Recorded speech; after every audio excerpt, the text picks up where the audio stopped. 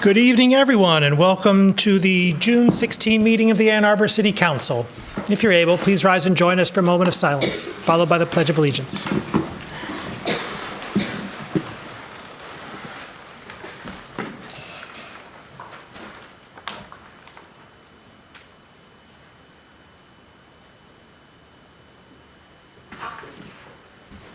Pledge allegiance to the flag of the United States of America and to the republic for which it stands, one nation, under God, indivisible, with liberty and justice for all.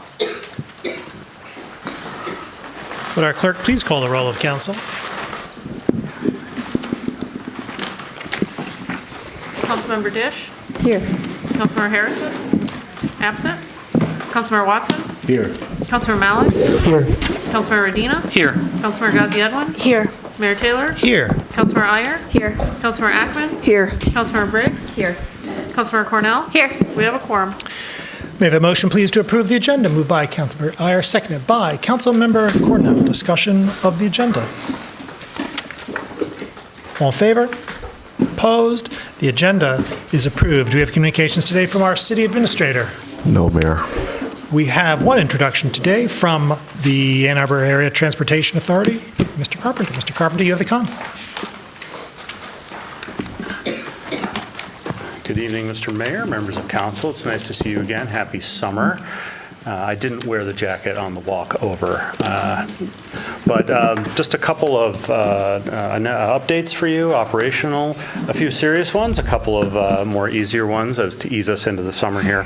So first of all, as you may know, the Downtown Development Authority and the RIDE have partnered for many years on the Get Downtown program. As some of us are very familiar with that, it operates a challenge every May called the Commuter Challenge, where it's a contest challenging folks going to work to do it other than a car, to walk, to bike, to take transit, to take a skateboard, whatever it is, in an effort to reduce carbon emissions. Very happy to say we had a very successful year this year. Over 640 folks participated. It's 100 more than last year. Collectively, the city saved about 96,000 pounds of carbon emissions, which is equivalent to about a 43-acre forest for a year. So good job, everyone. Well done. As you may also be aware, the RIDE has a target for our own emissions footprint. We hope to be carbon-free by 2045, and a big part of that, being a transportation company, is of course our bus fleet. With each bus taking a lifespan of about 12 years, we have to plan well in advance to make that transition. Some of you were with us last year when we were lucky enough to win a $25 million grant from the Federal Transit Administration to begin purchasing low and no emissions vehicles. We've periodically updated you guys on that as we've gone along. As with many federal grants these days, the wheels are turning more slowly than normal. We have not yet been able to obligate these funds, but we think we are right on the precipice of being able to do so. So I look forward to being able to tell you the next time I'm here that we are in receipt of the funds and we can begin the implementation of that project. So exciting there. Another exciting update, every year we partner with the Ann Arbor and Ypsilanti District Libraries for part of their summer game partnership. A wonderful thing there, particularly for families. If you'd like to take the kids out for the weekend and do something, your library pass will get you free bus fare. So show up on any of our buses with an Ypsilanti or Ann Arbor library card. We'll happily just let you ride wherever you'd like to go. So please, we'll look forward to seeing you Saturday or Sunday between now and August the 24th. There's a lot going on downtown, as I'm sure you are aware. The former Y Lot, 4th Avenue, and the Blake Transit Center. With your support many years ago, actually, at this point, you enabled the Ann Arbor Housing Commission to move forward with the redevelopment of the former Y Lot. And as part of that, you asked them to look into trying to help improve the adjoining Blake Transit Center. Is there anything that can be done to improve public transit in the site? And I'm happy to say that is moving forward very well. We do have a site design that seems to accommodate everybody on that site. So I'm excited about that. We're looking forward to submitting our own site plan for that. At the same time, us and the DDA have been working on opportunities on 4th Avenue. We were recently awarded a $400,000 grant, the two of us, by MDOT for the reconstruction of 4th Avenue. Lots of good pedestrian and street amenities, as well as some transit amenities in there as well. So thank you for your support there. The comprehensive land use plan, an exciting one that absolutely no one has any strong feelings about. But we do want to just say, from the transit authority's point of view, we were very gratified to see the idea of transit-oriented development really being taken up in the earlier versions of that plan. The idea of putting high-density, mixed-use, pedestrian-oriented development along high-frequency transit corridors is absolutely best practice. It's what every textbook says you should do. You're simply trying to get as many pedestrians in proximity to high-frequency public transit as you can. It's a win-win. So thank you. We look forward to seeing how that plan continues to evolve. And then finally here, just to wrap it up, one more nice thing. We are excited to continue to participate in your 4th of July parade coming up next month. We look forward to having one of our buses in there, as well as staff and board members. I am told last year our candy throwing was unfortunately interrupted when we ran out of candy. So I have doubled the procurement of candy. So please come to the parade and get some candy. Mr. Mayor, thank you so much for your time this evening. You all have a wonderful meeting. Thank you very much.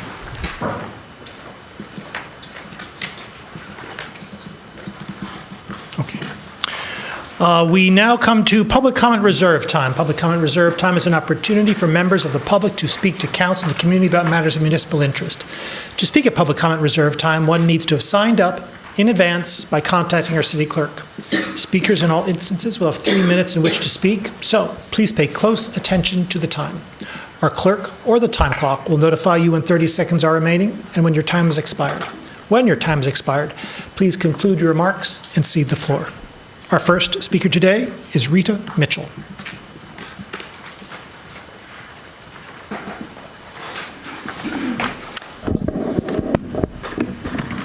Good evening, Council. I'm Rita Mitchell. I live at 621 5th Street on the west side in Ward 5. I'm here to talk with you about the inclusion of natural features in the comprehensive plan. We're all connected. We breathe the air, share water, and benefit from production of food from the earth. We're all part of nature.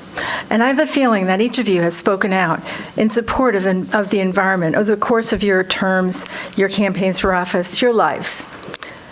And that's what we all should be doing. I'm asking you to prove your environmental credibility by following the recommendation of the Environmental Commission's resolution that was passed unanimously on May 22nd. We recommended that the Council direct the Planning Commission to consider the inclusion of a set of established and updated natural features policies, along with other existing plans that are being incorporated in the comprehensive plan. And we want you to recommend that the Planning Commission work in collaboration with the Environmental/Sustainability Commission in doing so. Don't exclude natural features from the comprehensive plan. It's essential. The Commission's goals and actions are intended to support the health and welfare of the community in the future.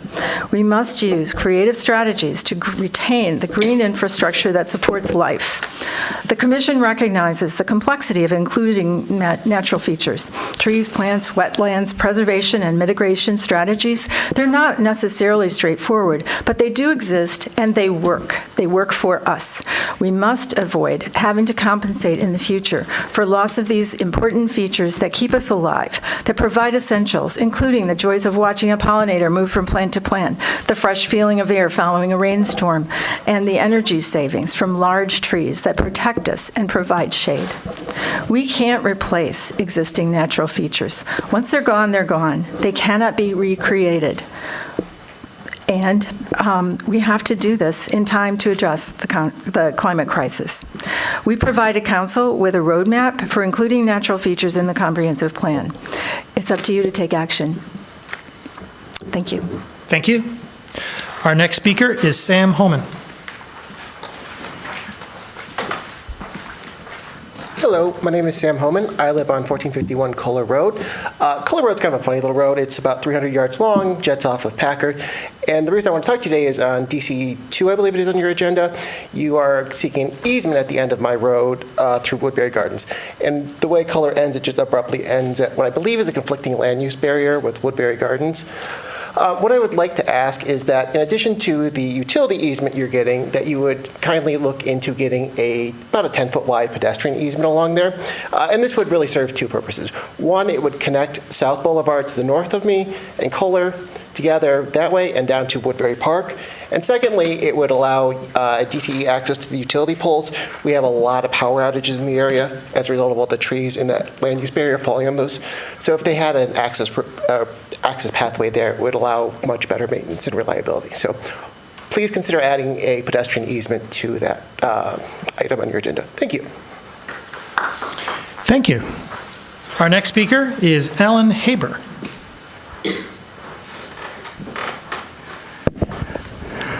Hello, Council. I looked at the agenda and saw the motion on the comprehensive plan.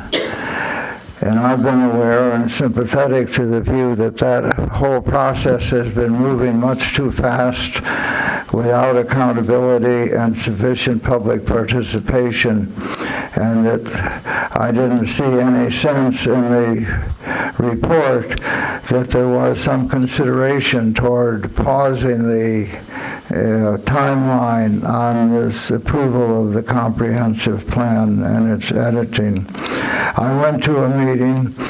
There was no recognition there of the master plan, in which the center of the city is a focus and the commons that is part of the city charter.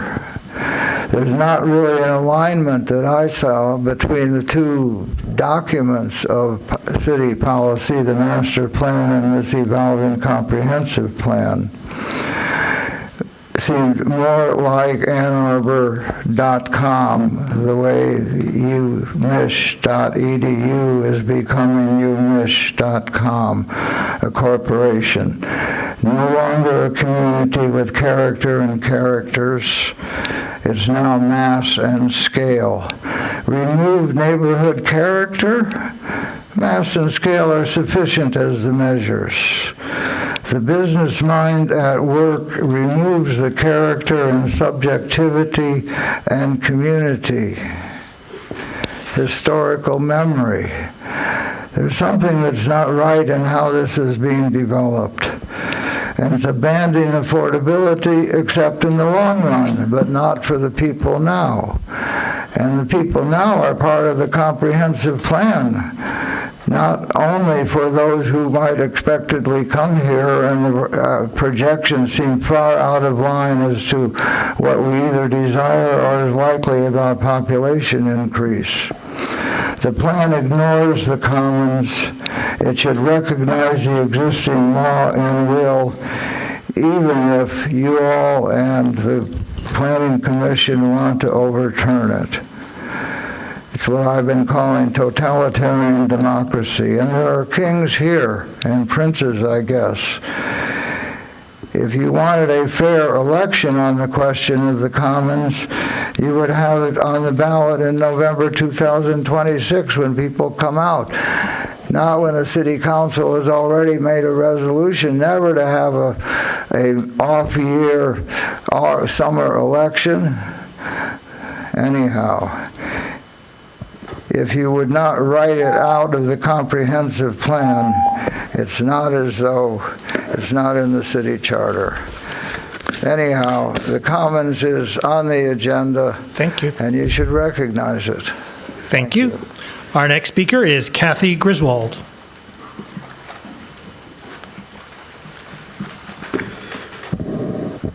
Good evening. I'm here to address an urgent and unacceptable reality. Our escalating pedestrian crash rate, a direct consequence of misplaced priorities in our local government. Consider CA 21. $100,000 is authorized. We're going to discuss it tonight, possibly approve it, for a consultant to study proposed parking structures. This sum could immediately fund critical safety improvements at multiple known crash sites. This allocation exemplifies a project-centric governance model that often prioritizes consultants over the immediate needs of our residents. And this isn't merely about funding, it's about a culture. For instance, the developer of the $1 million condos on Sunset, I'll pause for just a second because I think that the mayor and the city administrator really need to hear this. The developer of a $1 million condo on Sunset told me he was directed not to put in sidewalks in front of his condos, where there was a documented need over 6 months ago because someone was injured. Why in the world don't we put in sidewalks and tell the developer he can't? I don't know. The human cost is undeniable. At the site of a fatal crash on Huron, where a person in a wheelchair tragically died, following the rally on Saturday, I observed dangerously uneven asphalt and a sidewalk closed sign. That's fine, except it was right before a crosswalk. What does that mean when you have a sidewalk closed sign in front of the crosswalk? So everyone just went around it and used the crosswalk. I have no idea what that meant. Furthermore, city-directed contractor parking in the street, such as the right turn lane on Huron Parkway at Glacier, obstructs sightlines and creates unnecessary hazards. Why can't we simply tell our contractors, don't park in the street? I don't know. We can no longer tolerate this. Our city's persistent focus on projects, often at the expense of human-centric solutions, is directly fueling a preventable crisis. We demand an immediate and fundamental shift in priorities, invest directly in our resident safety, enforce common sense protections, and cease allowing bureaucratic or project-driven decisions to jeopardize lives. Our community safety depends on it. Thank you. Thank you.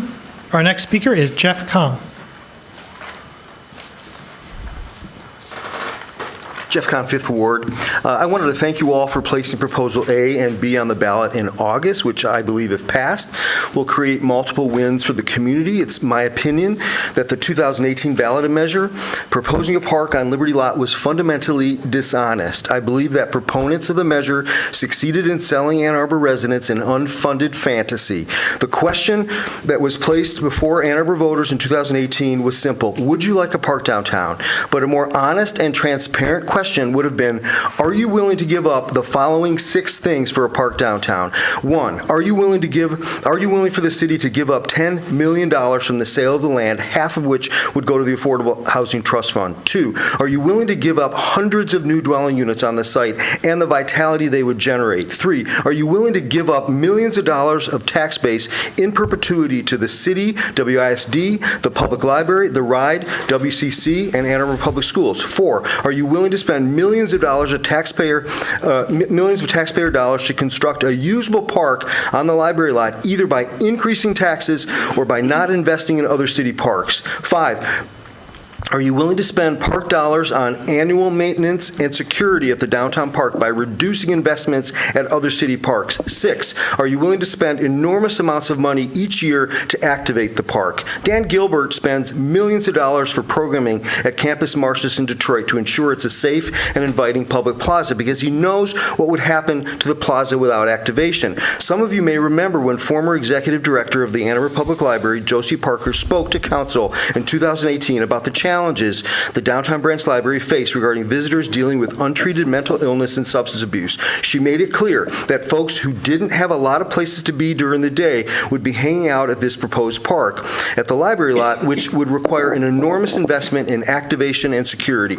Instead of being transparent, proponents of the 2018 ballot measure decided to ignore all of the complex issues, including the fact that there was no funding mechanism to construct a park, regularly activate it, or maintain it. The 2018 ballot measure turned into Ann Arbor's Brexit. It basically asked voters a simple question about a complex, multidimensional issue.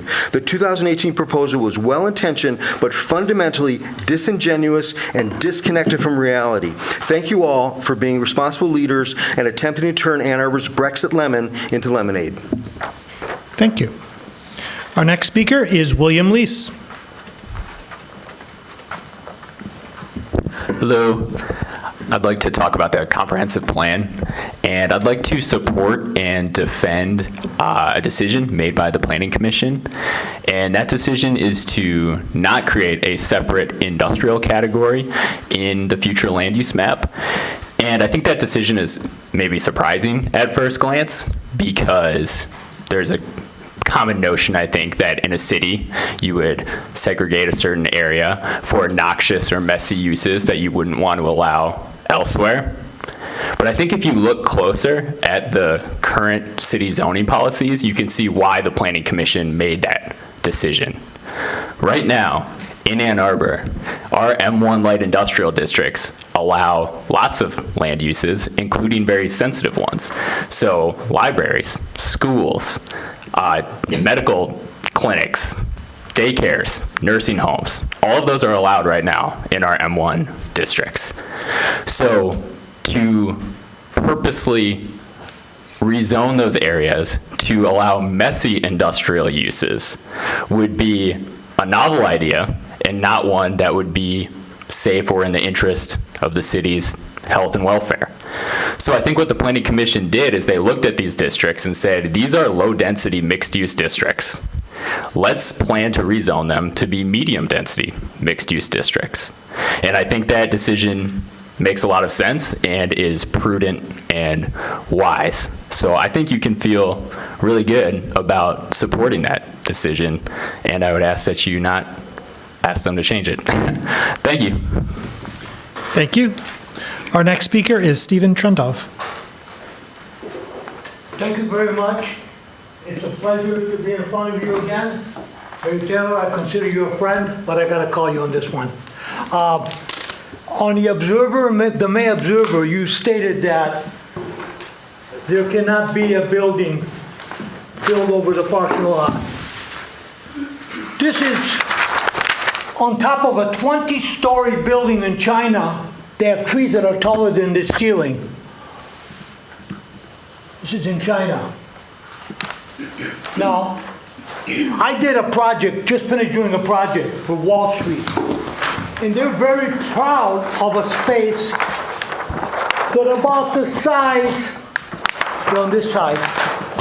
They hired me to promote them, and they're very proud. They have a side which is the size of our library lot. And they're proud of it. They're promoting it. They love it. Now, do we want to have buildings? Do we want to have buildings everywhere? I don't think so. Someone has to be the Don Quixote. My mistress is Ann Arbor. As long as I'm alive, there will not be a building there. I'll fight by myself. I'll fight with my friend. We will not allow that. All we're asking for is more trees, a more pleasant environment. You can't, the library can't just turn over and become a developer overnight and really take advantage of the top property of Ann Arbor. We're not asking for money from you. We're not asking for money. We'll get a donor, we'll maintain it. That's all we're asking, more trees. There's nothing wrong with that. There's no use for me to talk to myself into these situations. I think I've made my point. Any one of you willing to fight for Ann Arbor? This is the time to do it. We need more trees. Thank you very much. Thank you. Our next speaker is Peter Karate. Hello, how are you? Good. I'm here for a little different reason. I was going to joke and say I'm here to complain, but I told the clerk that it was all going to be positive. I redeveloped the original Cottage Inn on East William Street. It was probably the toughest thing I've ever done. We thought it would be a 2-week project. It turned into like a 2-month project, like a 14-month project. They were there 75 years, and everything now is brand new, new electrical, new plumbing, new everything. But the reason I'm here is because I heard a lot of negative things about the Ann Arbor Building Department, and good luck, how tough it was going to be. And I had to let you know it was the most positive experience ever. They were great, they were prompt, they were courteous, they were even very nice.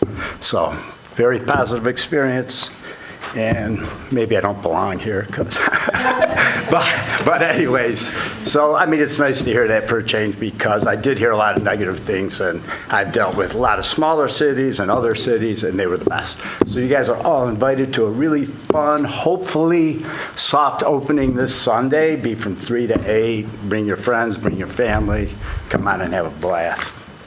And we may or may not make it, but it won't be their fault, it'll be our fault. So if we don't make it, we'll let you know, but come on, have some fun. Thank you. Thank you. Yep.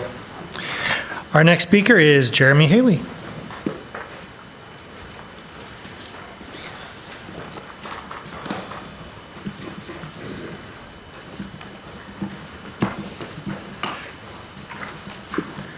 Good evening, Mayor, Council.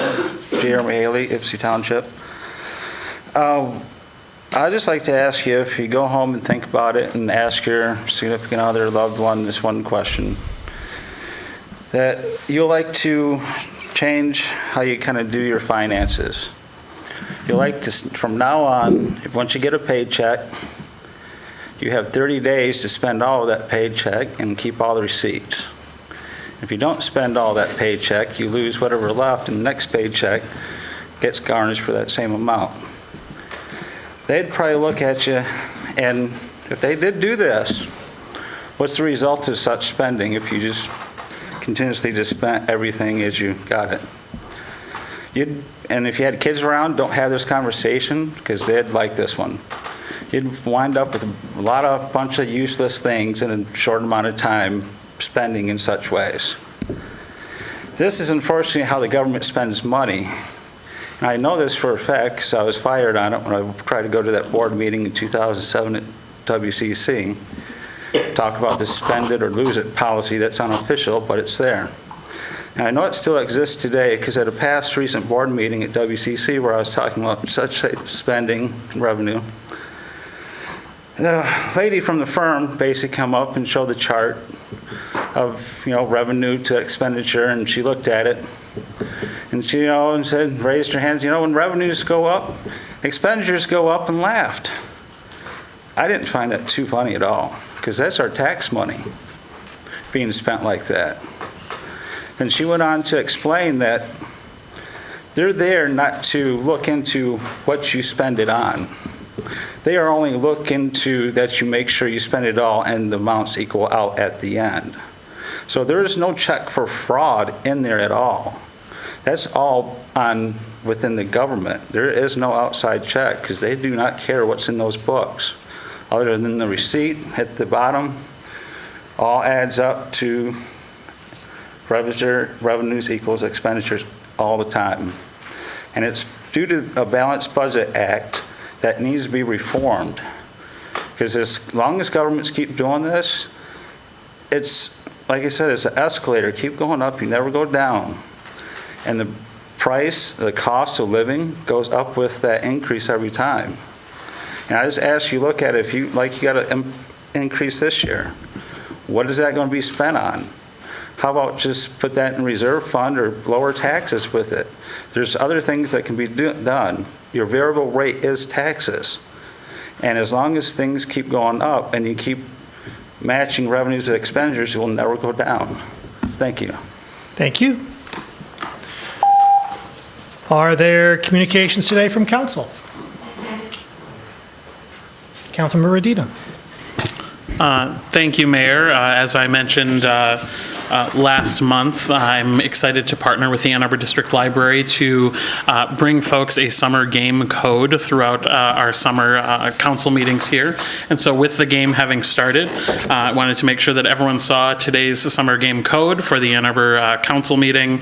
I believe for those folks at home, it will also pop up on your screens.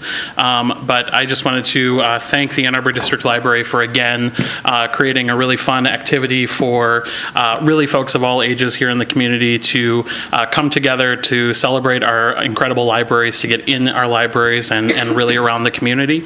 And of course, as we continue to have a code here at the beginning of each council meeting, it's an opportunity for folks to stay engaged, tune into our council meetings throughout the summer, and if you collect them all, you will earn a badge. So I hope that everyone enjoys playing. Councilmember Iyer.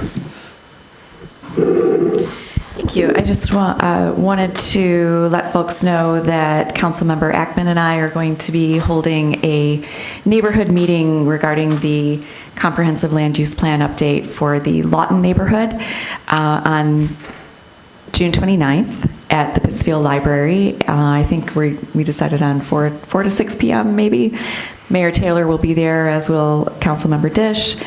And a member of our city planning staff. This is part of a series of outreach opportunities that we have been conducting in response really to requests from various neighborhoods throughout the city. So if you are someone who's watching and you're interested in setting up such a meeting for your own neighborhood, reach out to your own council members, and hopefully we can get that going. But these have been great opportunities for folks to come out, ask questions about how the proposed comprehensive land use plan might affect their particular neighborhood, and to give us their feedback and their thoughts and ideas, because we are still very much in the engagement process of creating the plan, of revising it, getting feedback from the community, and your voice is important, and we want to hear from you.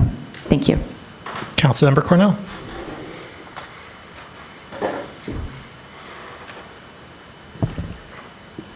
So fun to hear about how the library does such a great job with activation, which leads me into my comments. This weekend on Saturday is Make Music Day in Ann Arbor. And the URL for that, this is a Ann Arbor District Library program. It's aadl.org/makemusic. Pretty excited to say that starting at the downtown library at 10 a.m., which is in Ward 5, going until 6:30 p.m., there are bands playing all day. At the Westgate branch, which is also in Ward 5, starting at noon, going till 6 p.m., there's bands and music performers there as well. And check the map. There's a link right on that website, aadl.org/makemusic, where you can see where many of us in our community are hosting bands and performers on our porches, in our lawns, in our backyards. Truly a celebration of music in town, and a celebration of art in a way that engages our community, brings people downtown, gets our neighborhoods activated. It's a lot of fun. All of it is free.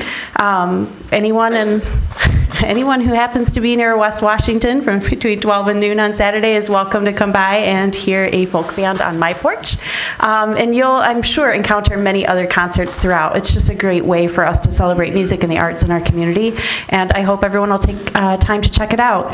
There are also performances all throughout Main Street. Just as a reminder, right now is our Summer Street programs, so our streets are closed from Thursday mornings through Sunday evenings. Main Street is closed, as is Liberty Street, between Ashley and 5th, and the same for Washington as well. So I hope that you're enjoying it. It was really exciting to be downtown this weekend and see so many people outside. And this is just a great way that the library is contributing to what makes Ann Arbor such a cool place to hang out. So I hope to see you out there. Councilmember Harrison. Thank you, Mayor. As we approach Juneteenth, I'd like to speak to a part of our local history that resurfaced recently that speaks directly to the kind of work we must still do around truth telling and repair.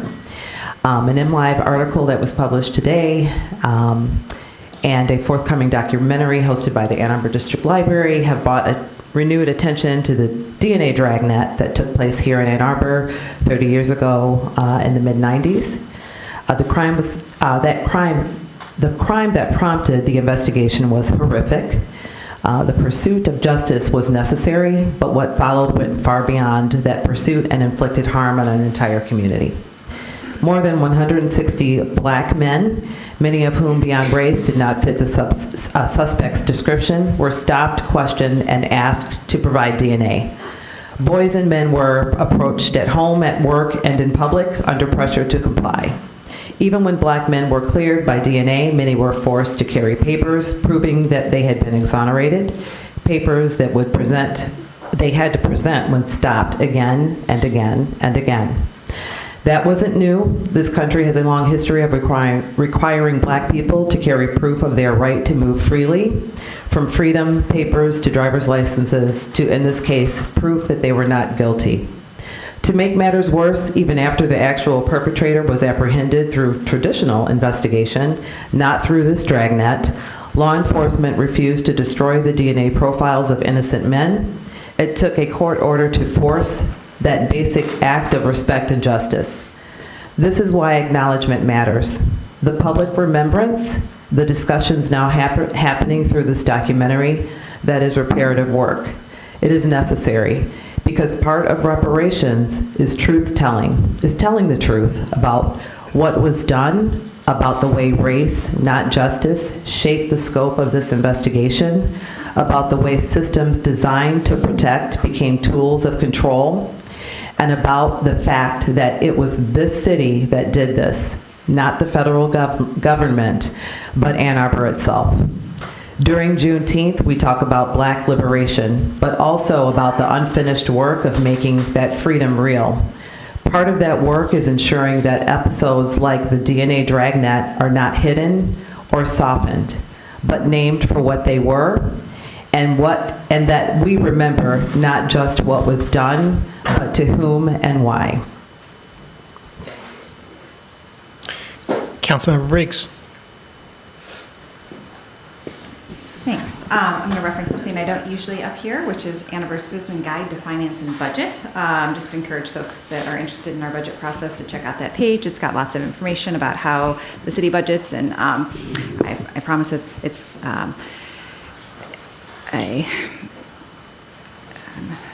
very sensible approach using best practices. I'm not no finance expert myself, but we are certainly not matching our revenue to our expenditures. We have a hefty fund balance that is meeting the required at least minimum 15%, and we are also budgeting for the future as well for major expenditures. So sometimes you see that in our budget as well. But it's a great website. I dig in every year around budget time, but I encourage folks to look in after budget to see what we passed in May. Further communication from council.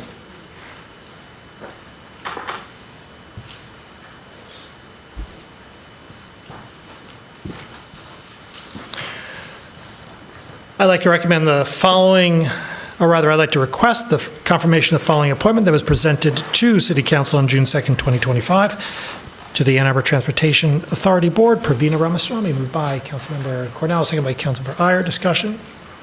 All in favor? Opposed? It's approved. I'd like to recommend the following nomination for your consideration to the Economic Development Corporation Board, Tressa Nichols. We have before us the consent agenda. May I have a motion, please, to approve the consent agenda? Moved by Councilmember Iyer, seconded by Councilmember Ghazi Edmond. Discussion of the consent agenda. Councilmember Iyer.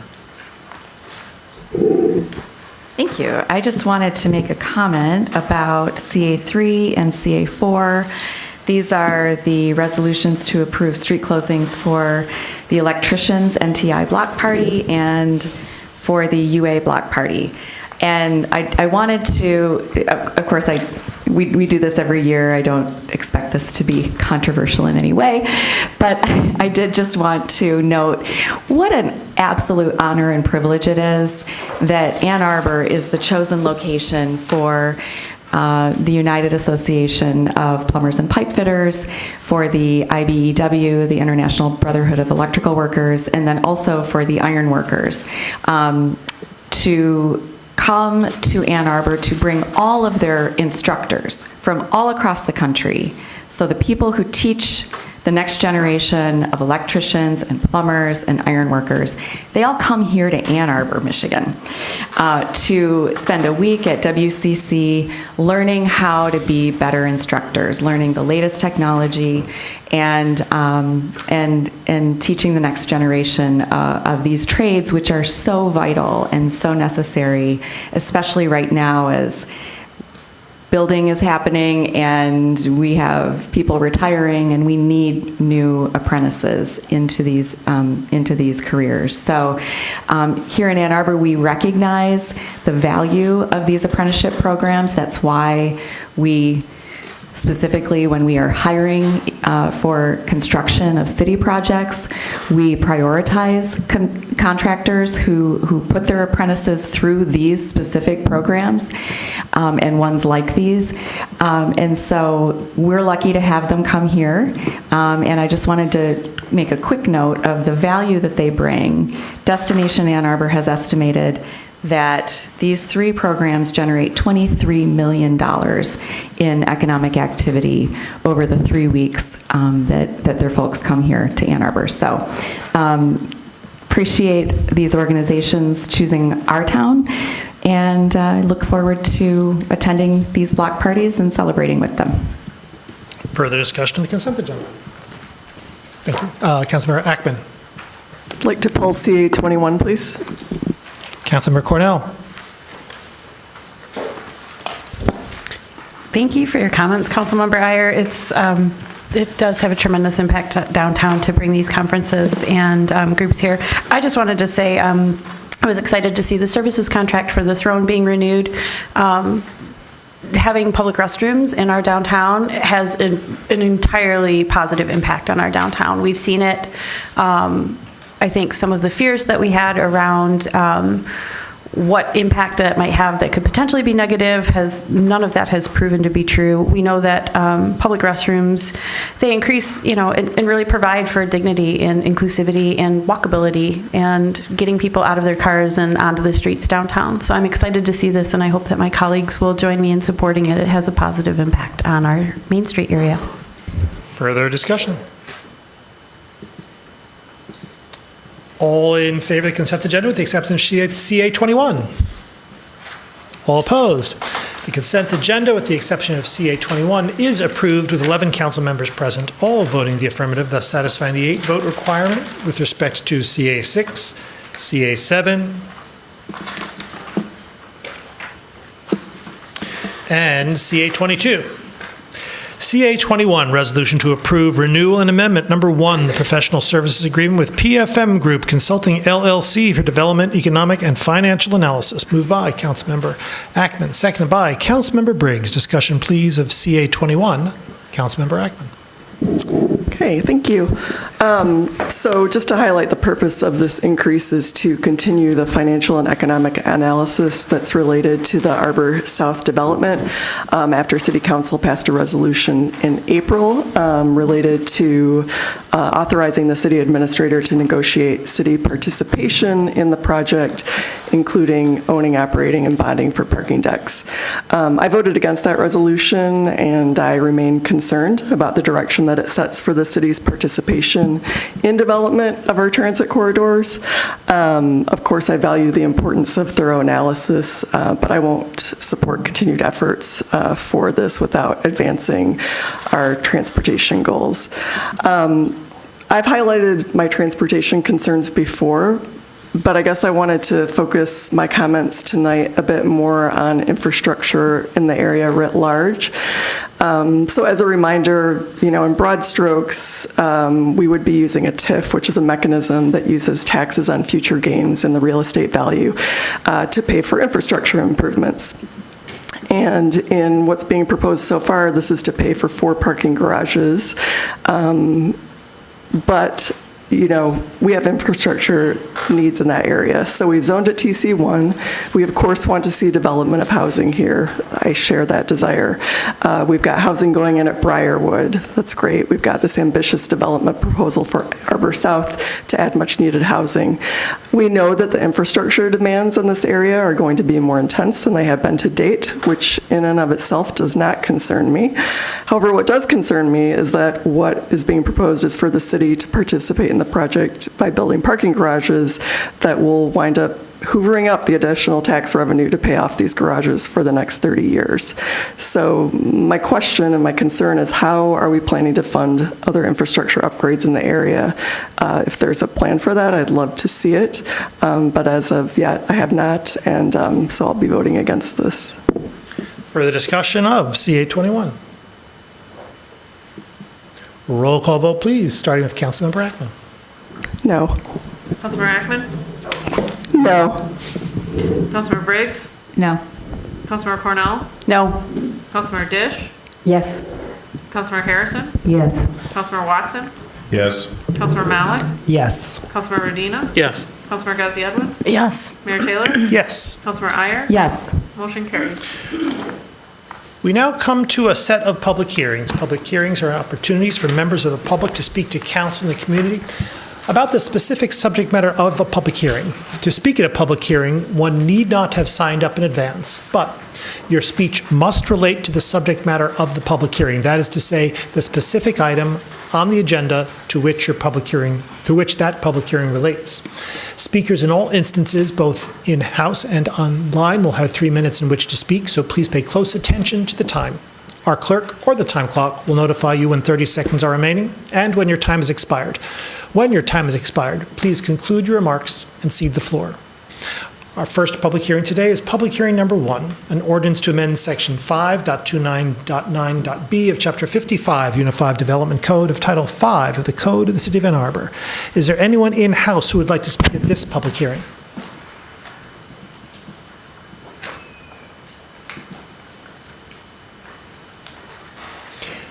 Is there anyone online who would like to speak at this public hearing? Mayor, we do have someone online. Caller with the phone number 411, ending in 411. Press *6 to unmute your phone. Go ahead. Thank you, Clerk, Mayor Taylor. This is James Demore, and I'm assuming we are talking about the land division public hearing requirement. Stop me if we're not. I think I've got the right agenda correctly. We're all good. I just wanted to say, pardon? All good, thank you, Mayor. Anyway, I just wanted to say, just very quickly, yes, land divisions are kind of tight in terms of what leeway the city has in terms of making decisions regarding it. But regarding the public process, and this relates to the other public hearing, I will try not to go too much on the other, but it seems to me we are moving in direction of less public participation. Even in the case of land divisions, there are still issues regarding why a parcel hasn't been being divided. There are considerations that neighbors may have and interested members of the public may have that the city may not be aware of. It is really, really important that we consider, that we keep public input in as much as possible.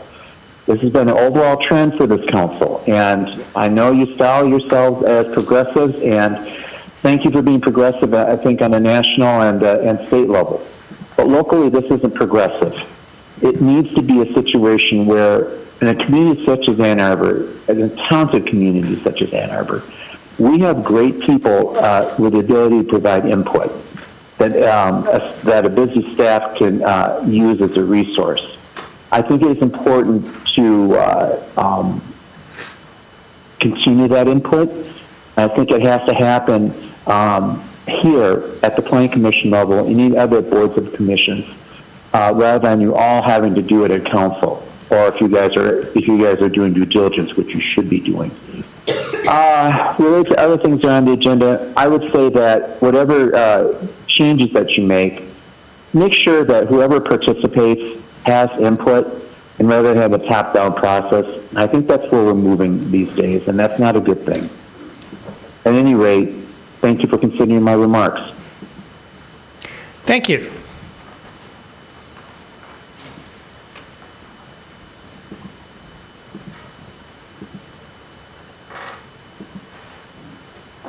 Mayor, I don't see any other callers for this hearing.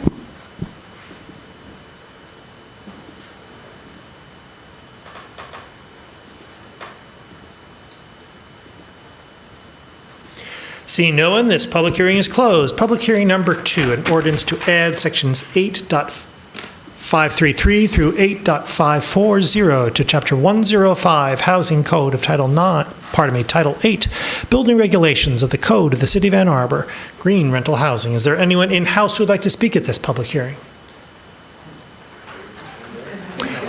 Folks, just come on up as you will. Sorry, I'm going to go first. It's all good. Good evening, Mr. Mayor, council members. My name is Michael Ryan. I come here tonight as a landlord, a real estate professional, and most importantly, an Ann Arborite of over 30 years. Let me begin by saying that I share your vision that a local government has the opportunity, if not the responsibility, to create and implement policies that improve the life and enjoyment of its citizens. I believe it is these very values that make Ann Arbor a place where so many people want to live. I'm not here tonight to change your minds about voting for this ordinance. I gave up that concept of changing minds when I got married. I'm here to implore you to implement the same strategies that made the similar program successful in Boulder, Colorado, the very plan that inspired this ordinance. As landlords, we strive to create living situations that we are proud of, places that we would like to live ourselves. We recently purchased a duplex, gut renovated it, and had their city inspection, which we passed on the first inspection. Based on that, we thought we wouldn't have any trouble at all achieving the standards of the green rental ordinance.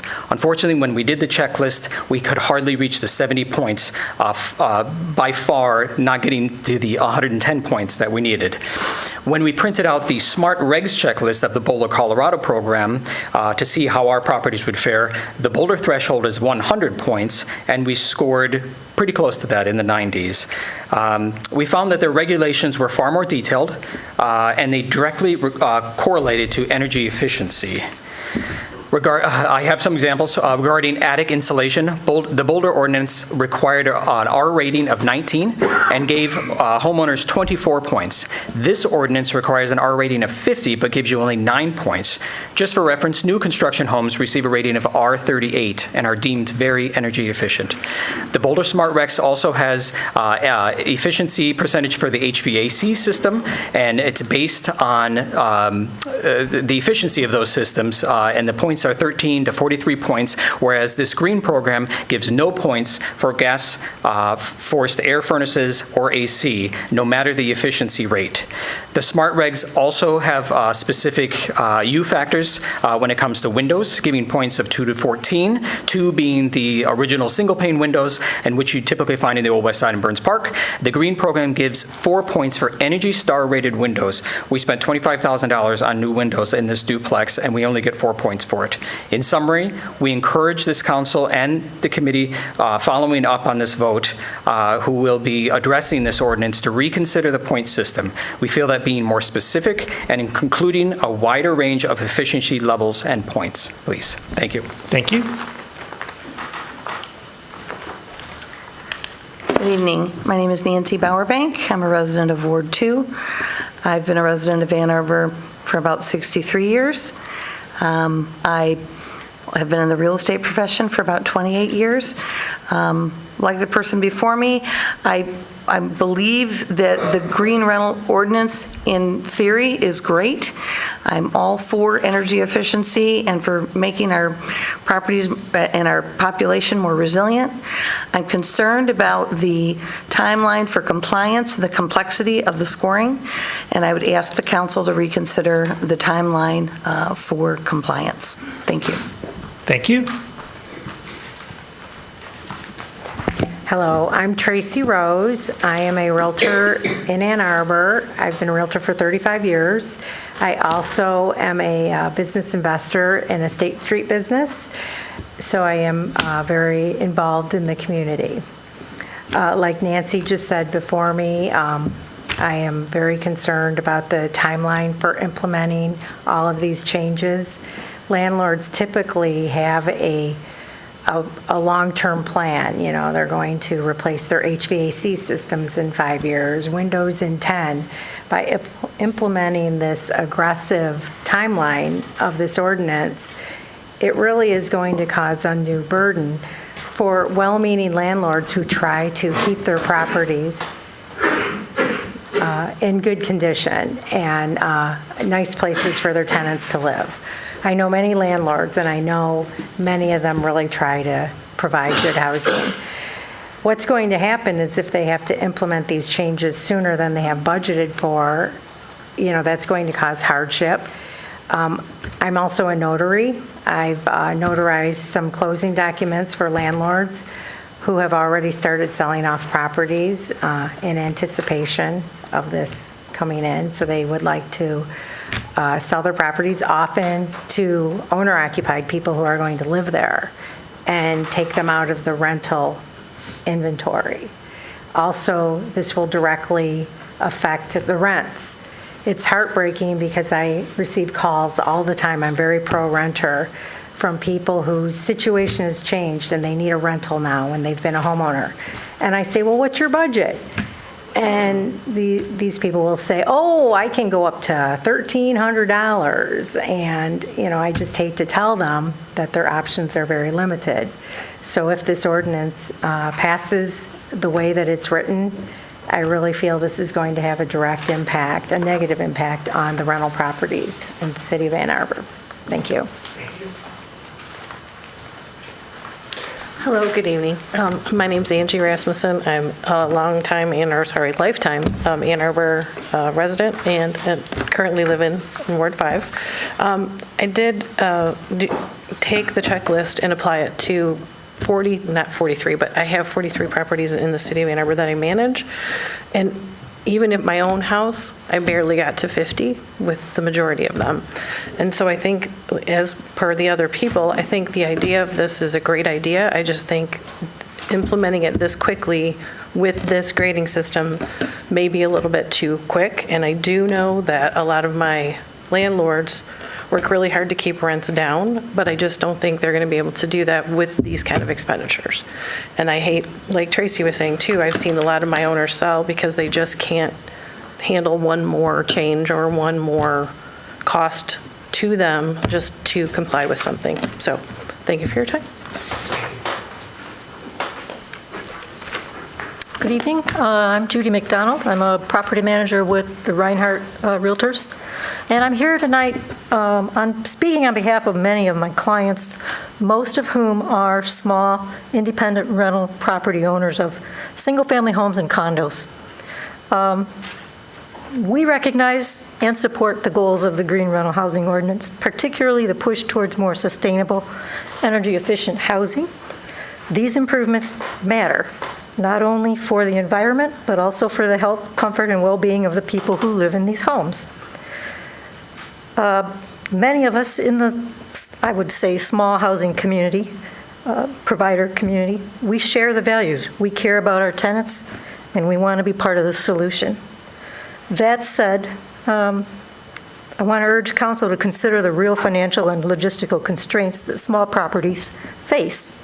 Unlike larger companies, and I have managed large apartment complexes myself, unlike larger companies with hundreds of units, these clients typically own 1, 2, or 3 small units, single-family home, small condo.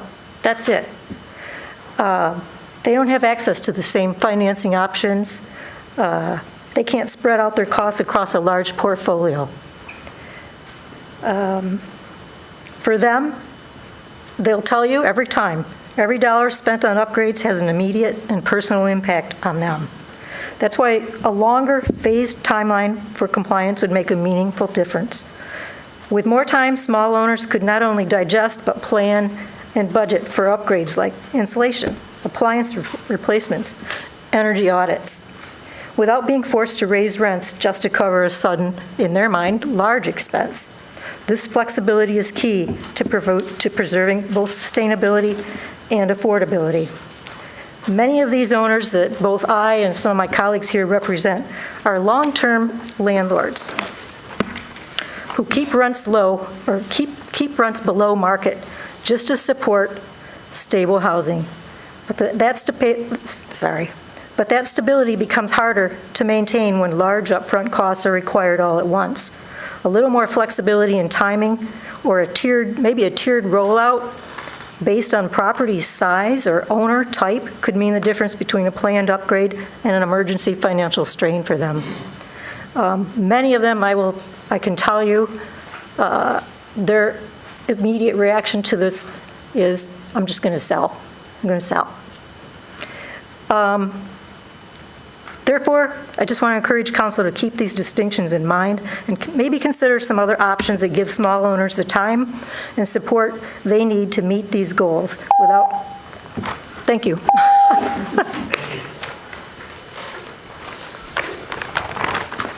Hi, I'm Kathy Johnson. I also work for Charles Reinhardt Company. I have been a resident and a property manager for over 30 years here in the city. I don't think that any of us are really against the whole idea of going green. I think that's great. But I think our biggest concern are the costs that are involved. The city is reportedly receiving $30 million in funding for sustainability initiatives. My question is, how much of that funding will be allocated to help homeowners comply with your guidelines outlined in the ordinance? If your grant funding falls through, does that mean that you're not going to, that you'll still move forward with enforcing the requirements? Meaning, what I'm trying to say is that if your funding doesn't go through, are you going to still continue with your plans?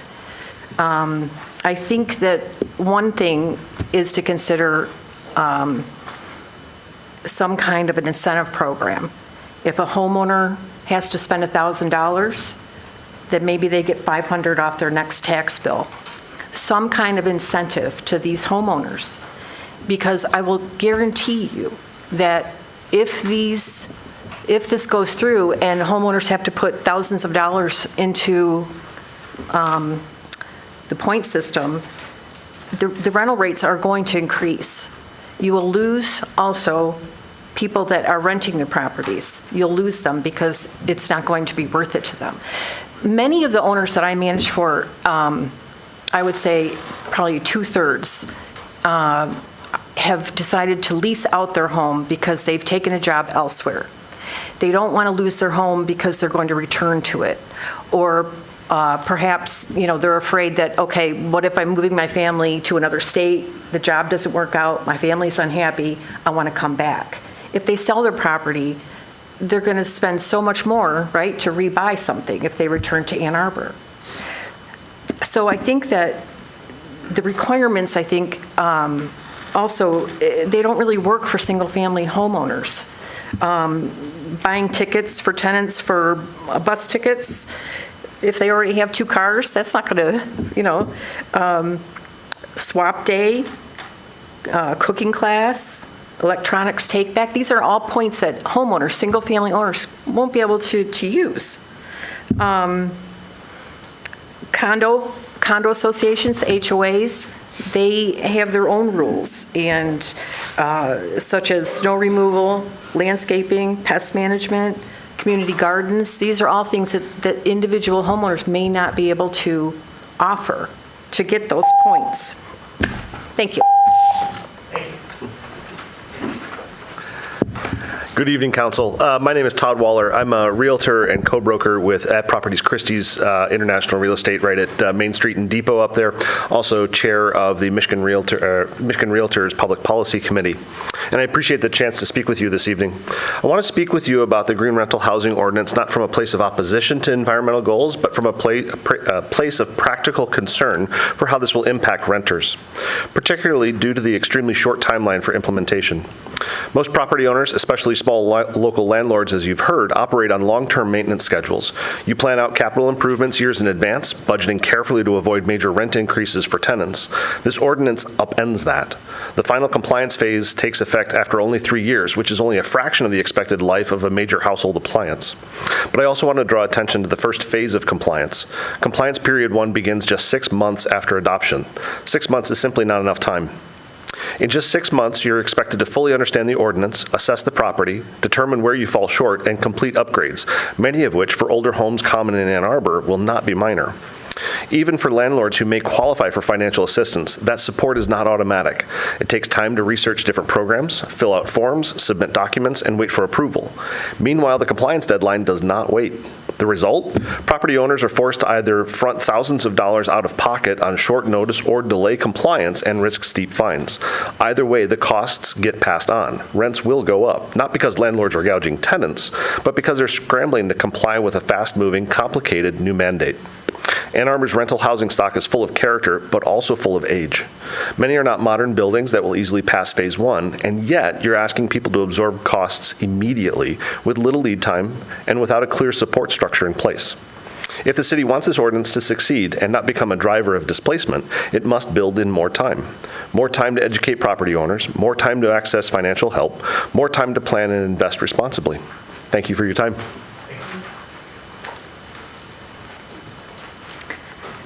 Good evening. My name is Michaela Glenny. I've worked in real estate for about 3 years, helping buyers and renters find their next home in Ann Arbor. When I'm helping a renter, all of them have the same dream, and that's to eventually buy in Ann Arbor. But every year that dream slips further and further away, not because they're irresponsible or unwilling to save, but because rents keep climbing faster than the wages. When rent goes up, that's not just a hardship today, that's a down payment that doesn't get saved and therefore a future that never gets built. That's why I'm asking you to be absolutely sure that this green rental housing ordinance won't raise rents before you vote it into law, because if it does even a little, it could have real lasting consequences to the people trying to build a life here. I've heard the city staff and several council members point to Boulder, Colorado as proof that this kind of ordinance won't raise rents, but Boulder is not a model we should rely on uncritically. Boulder has some of the most expensive housing stock in the entire country, and since passing their similar law, costs have been increasing significantly faster than the rest of the country. It's not an affordability success story, it's a cautionary tale. Ann Arbor also has a much higher percentage of rental housing than Boulder, which means the scale of impact here could be much greater. We're not talking about a small segment of the market, we're talking about homes where the majority of the residents live. If landlords are hit with steep upgrade costs, many will pass those costs on to the renters, and not because they're greedy, but because their margins are tight and they're operating an already high-cost market. That cost shift could put homeownership even further out of reach for the thousands of people already trying to save. We all want a greener future, like my colleagues have said, but we need a future where people can also afford to live in the city that they work, a future where people can plant roots and actually raise a family in Ann Arbor. Please don't pass this ordinance without taking a serious look at how it could affect rent prices and then by extension, the future of the people in the city. Thank you. Hi, my name is Viviana Andrade. My father and I own and operate a rental property in the 4th Ward, and I'm here tonight to voice my opposition to the green rental ordinance, not because I oppose energy efficiency, but because I believe this ordinance risks doing real harm to small, responsible property owners like my father and myself, and ultimately to the tenants we serve. My dad and I are hands-on landlords who take care of our repairs ourselves. We know our tenants personally. We respond to any issues quickly, and we work hard to keep rents reasonable while maintaining a safe, comfortable home. This is not a big business for us. This is a long-term investment, and we've poured personal time, labor, and savings into it. The ordinance as written does not account for owners like us. The additional cost of compliance from energy assessments, mandated upgrades, and administrative burdens are not insignificant when you own just one property. And unlike large corporate landlords, we don't have dozens of or hundreds of other units to spread this cost around. Every dollar we have to spend on compliance is a dollar that either comes out of our pockets or gets passed on to the tenant. I want to emphasize, we are not opposed to energy efficiency. We've done improvements over the years, but we've done it thoughtfully on a timeline that fits both our budget and our tenants' needs. This ordinance would force us into making changes on a rigid schedule with real financial consequences. This ordinance actually favors the large landlords who have the scale and resources to absorb these costs much more easily. This could push more small owners like us out of the market entirely, further concentrating rental ownership in the hands of large, out-of-town companies. That doesn't help renters. That doesn't help affordability. That doesn't help the diversity of ownership in our city. I respectfully ask you to consider the real-world impact this will have, not just on landlords like me and my dad, but also on the people who rent from us. We are committed to being responsible property owners, But we need a policy that supports that, not one that makes it harder for families like us to continue offering well-maintained, affordable housing in Ann Arbor. Thank you for your time.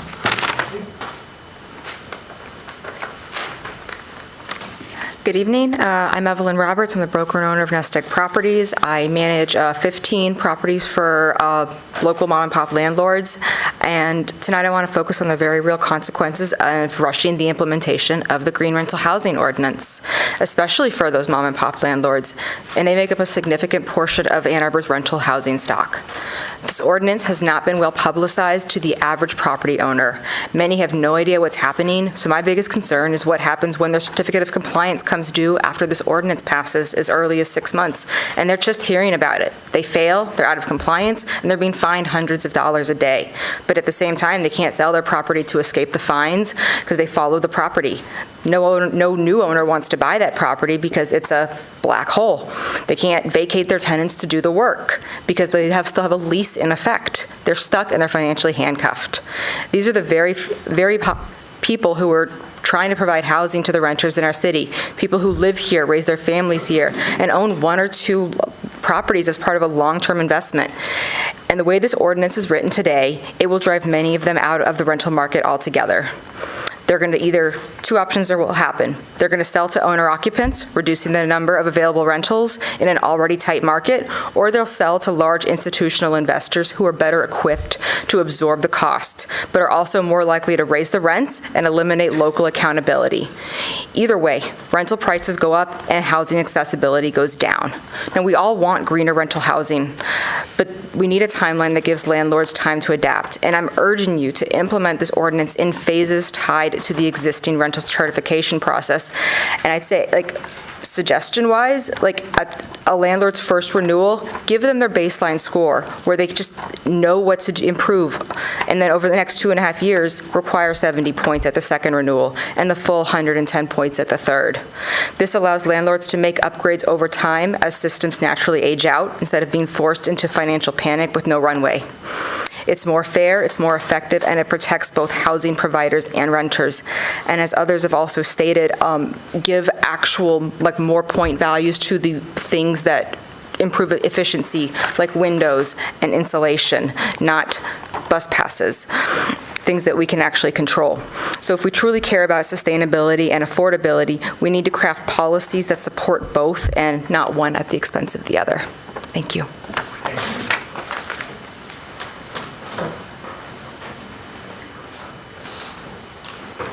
Is there anyone else in the House who would like to speak in this public hearing?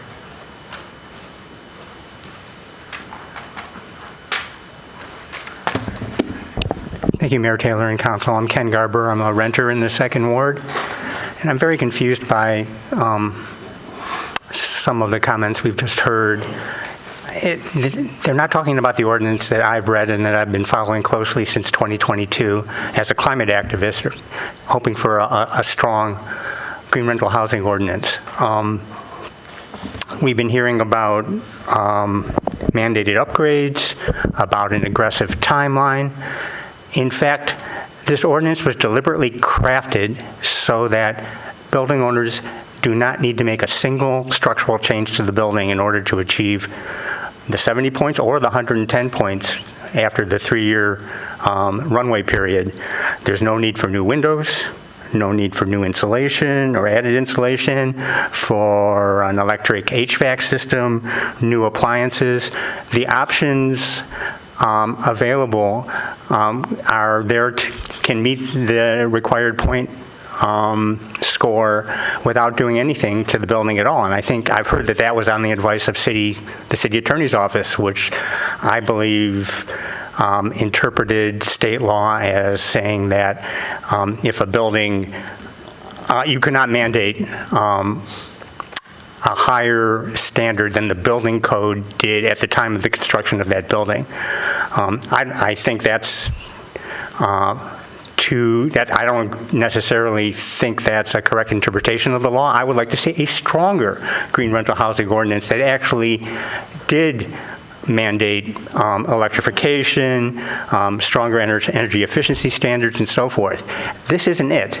As far as the timeline, 70 points for the first rental inspection cycle going on, so that would end in 2029, and then the 110 points would kick in. So some of these landlords wouldn't even have to hit the score until 2032. So it's an incredibly permissive timeline for landlords to meet this goal, which I consider, again, insufficient for the city to actually meet its climate goals. So, however, I do agree with the speaker who is worried about retaliation against tenants for these perceived burdens on landlords in terms of rent increases or displacement. And I think that's, after what we've heard tonight, I think that's a legitimate concern, and I would like to see some protection for tenants.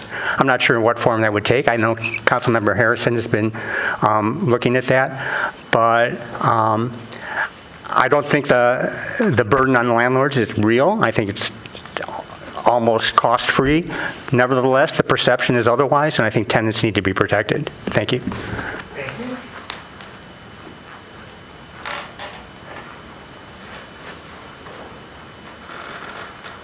Jeremy Haley, Ypsi Township. The ordinance is good in spirit. It's going to be bad in practice because ultimately it will end up in the laps of the people who are going to rent the houses. Coming from a family and brother who owns his own heating and cooling company and has for the past 30 years, those systems for geothermal heat pumps are expensive. And if you want people who own the houses to keep renting them, what are you as a city willing to do? One person brought up a tax credit. Are you willing to take the amount that they invested to make that building green and say amortize it over the next 15 years? They get that off their property taxes? And if you were to do such a thing, how would it affect that your revenue over that period of time in the city? It would drop probably. And not only would it affect the smaller places, the bigger places, bigger buildings say, hey, we're green too, we want to participate in the same thing. You have to think about, in the end, it will wind up in the renters because these systems are expensive and they need to be placed, done correctly. If not, the renters will go up and the cost of living in Ann Arbor is going to be unsustainable. And I do agree with Boulder, Colorado, where it has increased, and it will, because these policies do cause that. So really think about what you all are going to do. Councilman Iyer, if you do go to the UA thing and the block party, you will have a good time. Coming from a family of UA members, I know how they do party, so thank you. Anyone else in the house who would like to speak at this public hearing?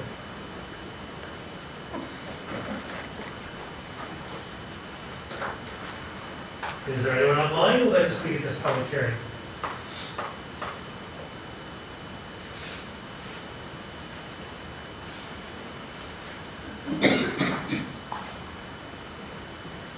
Mayor, I don't have any callers online for this hearing.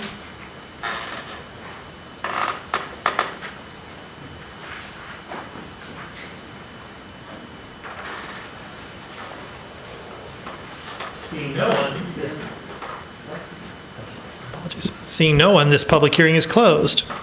Public hearing number 3, an ordinance to amend section 1237 of chapter 8, organizations of boards and commissions of city code. Is there anyone in-house who would like to speak at this public hearing?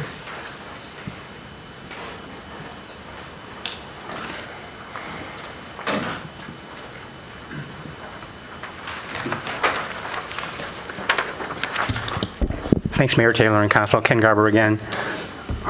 This is the one I actually came for. I wasn't going to speak on green rental housing until I heard the others. All right. So you're set to eliminate energy and environmental commissions in order to better align a new sustainability commission with the city's 820 climate goals.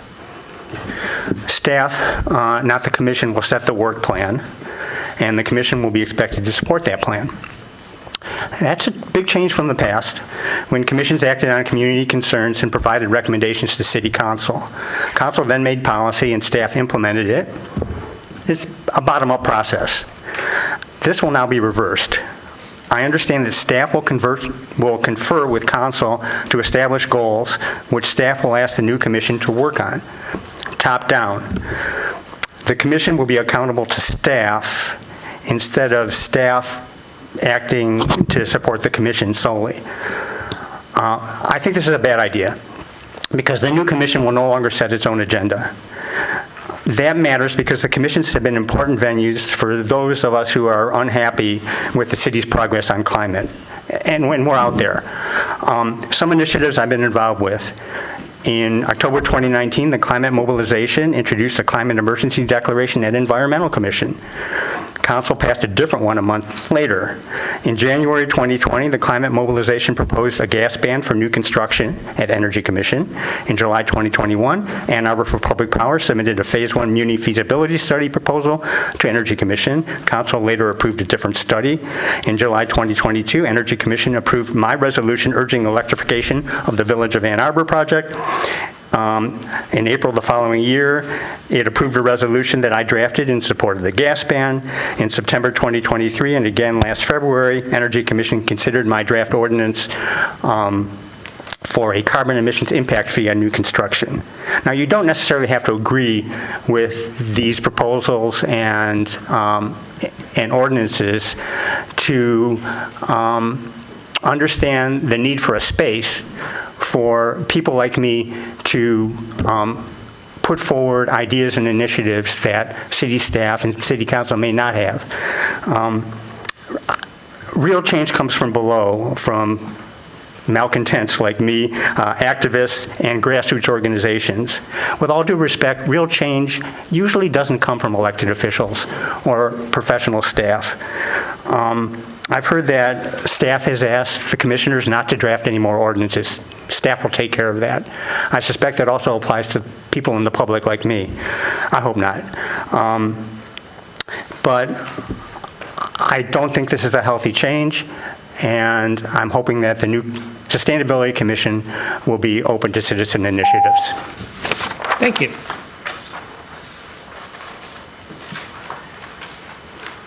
Is there anyone else in-house who would like to speak at this public hearing?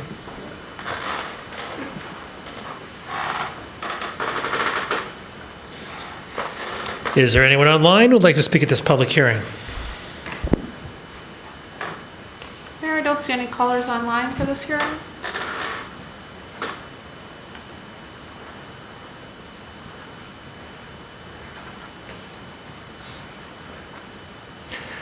Seeing no one, this public hearing is closed. We have before us the regular meeting minutes of June 2, 2025. May I motion please to approve these minutes? Moved by Councilmember Watson, seconded by Councilmember Malik. Discussion please of the minutes.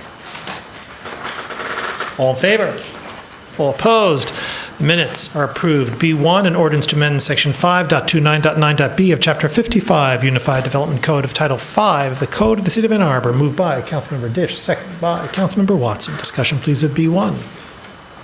Councilmember Dish. Thank you, Mayor. I just want to reassure everyone that if we approve this ordinance, it does not deprive anyone of meaningful participation in a decision. The decisions regarding land divisions are made according to criteria that are prescribed by state law. And those criteria include some really boring things that I'm about to mention. They include specifications regarding the ratio of width to depth of the parcel. I don't think a lot about that. It includes a requirement that the parcel needs to have some kind of vehicular access to an existing road, either by easement or driveway, and that the parcel needs to have adequate easements for public utilities to existing public utility facilities. These criteria are highly technical. Decisions about land divisions are not discretionary, and they do not come before the City Planning Commission or the City Council. They are entirely administrative decisions. So this ordinance change proposes to remove notification of land division applications to property owners and residents within 300 feet of the boundary of the property, because there isn't really anything that residents can say that can change the outcome of that decision. Now, if we think that people would like to know what their neighbors are doing, that's possible. I'm not sure that we should have a public notice requirement to do that, and I'm not sure that it's our job to let them know. So you may disagree with that and feel that it is our job to notify people what's going on next door to them. But I think it's very frustrating for people to get notification of something where when they talk to a decision maker, the decision maker has to say to them, thank you for everything you've just said. It all makes a lot of sense, but I have to apply these criteria, and here they are, and you can't affect the outcome of this decision. We had someone walk out of a CPC meeting a couple weeks ago because they were really frustrated that this was not a land division, but it was a public hearing on something that was an administrative decision. And that is frustrating. So this is not about removing opportunities for democracy. It's about differentiating between decisions that people can affect and cannot affect. So I view this as a simple change, and one that I support, and one that follows from our direction not to overly burden with administrative requirements, or rather with notice requirements, administrative decisions. So. Further discussion? All in favor? All opposed? It is approved. B2, an ordinance to add sections 8.533 through 8.540 of Chapter 105 Housing Code of Title 8 Building Regulations of the Code of the City of Ann Arbor Green Rental Housing. Moved by Councilmember Malik, seconded by Councilmember Adina. Discussion, please, of B2. Councilmember Malik. One of the main concerns we've heard related to this ordinance on second reading tonight is that it will increase rental prices for some of our older and in many cases more affordable stock of rental homes in Ann Arbor. This is a concern I take very seriously given the state of home and rental affordability in Ann Arbor. I have not had a front row seat for the greater than 4 years worth of work and conversation on this topic, either here on council, with city staff, or with the Energy Commission. However, in the last few months, I have learned that the conversation has been robust and has included extensive consultation with private stakeholders, including renters and landlords of various property sizes. Now that I've had a chance to dig into the ordinance, explore the various drafts over time, and ask questions, many questions, I have learned that there is considerable flexibility in this policy. First, the policy sets a minimum baseline for health, comfort, and energy efficiency, and one that is quite achievable, in my opinion. Second, it offers renters multiple pathways to come into compliance with either the Home Energy Rating Systems pathway or the checklist pathway.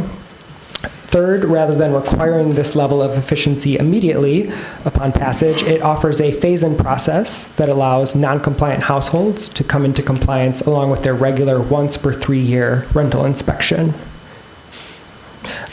Next, there is an exemption process for the instances where rental unit owners are low income and unable to take advantage of the many low to no cost options that can be used to achieve compliance.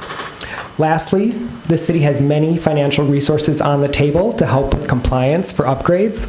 These include nearly $2 million annually in home energy rebates available for eligible properties paid through our climate millage, so it is a stable fund for this purpose, and a dedicated $500,000 at a minimum set aside annually for rebates to help with rental upgrades specifically through the recent gas franchise agreement. Taken together, these various elements of flexibility should allow this ordinance to meet its aims without raising the cost of renting in our city. It will be, of course, very important to monitor this as implementation gets underway, and I look forward to seeing the data that comes from this policy, if voted in the affirmative tonight, and tweaking as necessary moving forward. I see this ordinance as a crucial component of consumer protection that is yet one more important piece in the puzzle that is our city's response to the climate crisis. Because of that, I will be voting in favor tonight and wanted to thank the public commenters that came out tonight and those that provided feedback via email, as well as city staff and the Energy Commission for their extensive work on this over the years. Thank you. Councilmember Iyer. Thank you. And thank you, Councilmember Malik. You covered a lot of ground there, so I will be more brief. But this green rental housing ordinance, I believe, advances our commitment to carbon neutrality while also improving the day-to-day lives of renters in our city. Renters make up more than half of our population in this city, and so it is really important that we get this right. Through the 820 plan, Ann Arbor has made bold and necessary commitments to reach community-wide carbon neutrality by 2030. The purpose goes beyond climate action. It's a public health, economic justice, and housing stability goal. And it requires action across every sector of our community, including rental housing. Rental housing, as I said, accounts for more than half of Ann Arbor's housing stock and a significant share of our building emissions. So this ordinance sets a reasonable baseline. It asks landlords to meet modest energy performance standards through either a HERS score or a checklist.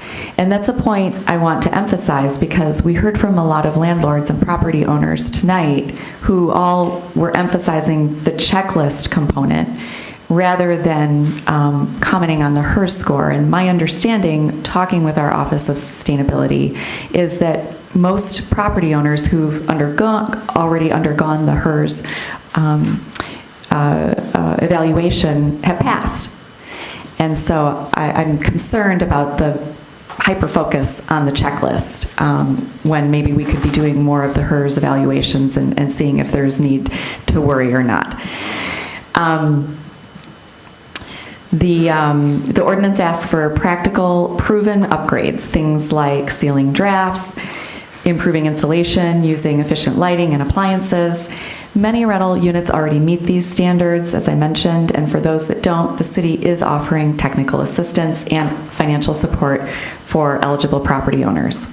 Regarding housing affordability, that is a top priority for me. The evidence doesn't support the claim that these standards will raise housing costs or shrink our rental supply. Cities like Boulder have implemented similar policies without seeing those outcomes. What we have seen is that renters in inefficient housing often pay the highest utility bills, and that's a hidden cost that we can do something about. So I think this is a thoughtful policy. It's been shaped by input from renters, from housing advocates, yes, from landlords, and it reflects the kind of leadership that our climate goals demand, and I'm proud to support it. Councilmember Cornell. Thank you. I find the conversations, I'm not going to go into the affordability piece because I think my colleagues did a good job, but given the ads and the text messages we've all received, I wonder how many low-flow shower heads, emergency kits, and clotheslines might have been bought with that money. I want to be clear for folks who aren't that in the weeds on this ordinance. We're talking about changes like having an on-site washer and dryer, having edible plants integrated into your landscaping, providing free Wi-Fi for your tenants, having a habitable room area that has access to natural daylight. Again, the emergency kit really was one that stood out to me, is not feeling hugely overburdensome. And I want to point out that if your house or your rental unit is insulated, you get almost 20% of the way to your total score just by having a house with insulation. So again, these feel like things that if we can all agree, and we heard this several times from previous speakers, that health and well-being of our rental community is important, why haven't these requirements been met without an ordinance change? So I'm looking forward to this. I ran on an environmental platform. It is really important to me that we take these steps as a community to make sure that we are doing what we can to access and achieve our carbon neutrality goals. And I did want to point out earlier, this was mentioned briefly by my council colleague Iyer, that, or maybe it was Malik, that almost $2 million is being made available. Somebody asked what we were doing with some of that millage money. There's $2 million that the OSI, Office of Sustainability, has invested in a community investment program for over 1,000 sustainability-based rebates. And 50% of those are reserved for income-qualified households. And so when we talk about leading from, sort of leading the charge and making this program accessible, not only does this checklist not feel burdensome, but the city is putting those dollars from your tax dollars for this millage to work to benefit and to make these properties come up to the standard. Councilmember Adina. Thank you, Mayor Taylor. I want to start also by addressing, and saying that despite a disappointing and well-funded campaign by a political PAC that has invaded the phones and social media feeds of most of Ann Arbor's residents over the last few weeks, claiming that council is actually voting tonight to raise rents, the flashy ads simply are not true. I also hope they are not foreshadowing, as I believe one of our public commenters noted, of what some landlords may already be planning to do anyway, and using this as an excuse to do so.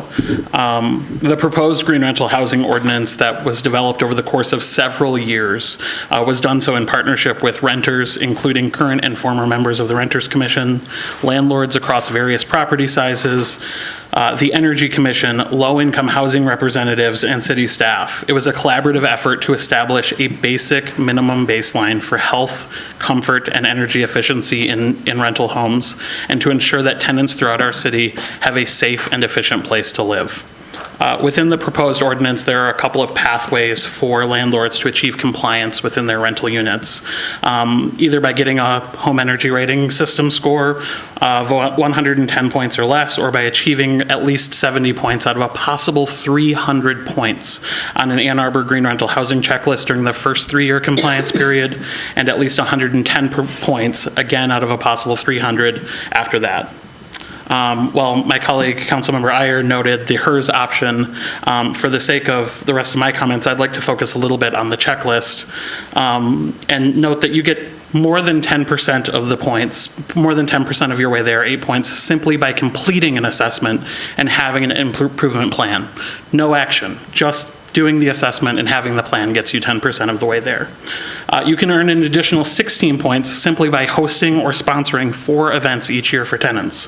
1 swap day, 1 electronic take-back event, 1 cooking and nutrition class, and having 50% of a unit's occupants view a recording of a renter sustainability session, something that I assume most landlords could make required as part of their lease agreement.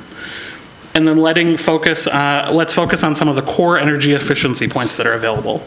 These are things that most tenants, I know I did when I was moving in, would probably expect without even asking as they move into a unit. And if properties haven't already done these things, they are coming at a steep and measurable cost to tenants who are already living there through higher heating, cooling, and energy bills. These are things like air sealing, that is, sealing leaks in doors, exterior walls, windows, ceilings, and floors, allowing tenants to air seal themselves, having insulation in your attic or roof, exterior walls, ducts and foundations, and crawl space vents. These additional things alone achieve a combined 47 points.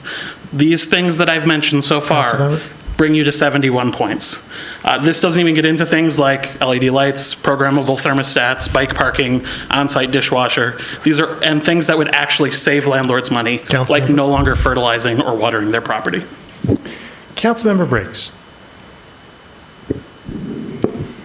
Thanks. Yeah, I appreciate the comments of my colleagues before me. So I will also stress the fact that there's 2 pathways to reach this score, or to meet this ordinance. I think that is a piece that we've heard consistently, is the number of folks have really fixated on the checklist pathway.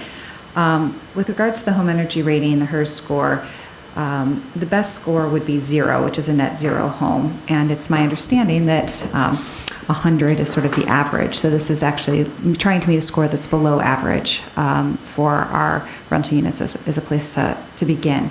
So it's trying to hit the lower performing homes in our community as a starting place for our community. So I think we are trying to phase this in a way that's manageable, and we have built in this sort of phased-in compliance period that some folks spoke to, but I think has been lost for some others in terms of how the implementation happens. But I think there has been some sort of level of orchestrated confusion around this that we've seen hit social media, but I also think there's some genuine confusion that's in our community and some genuine questions about this, about whether or not it's how this is going to roll out. And I want to thank folks that came before us tonight and raised questions, and I think spoke with genuine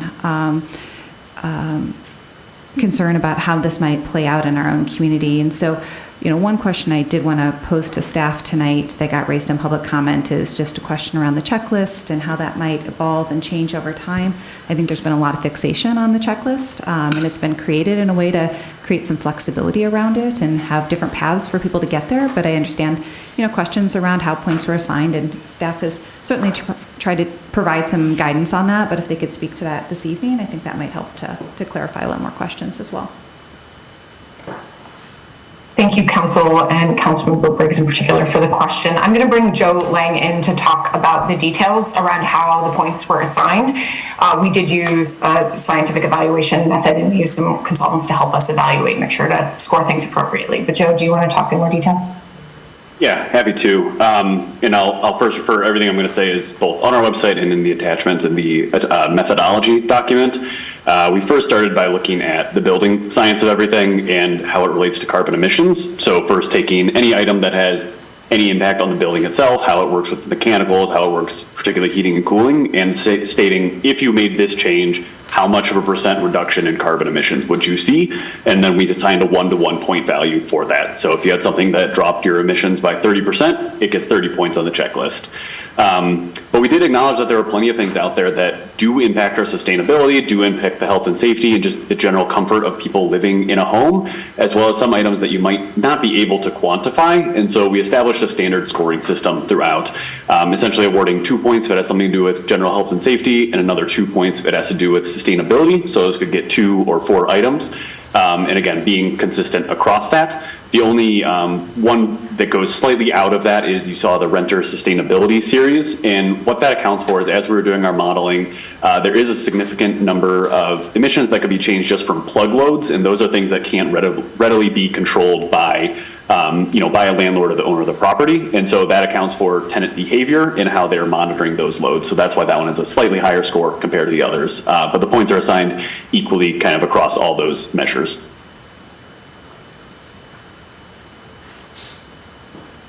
Thank you. Councilmember, you're fair enough. Councilmember Harrison.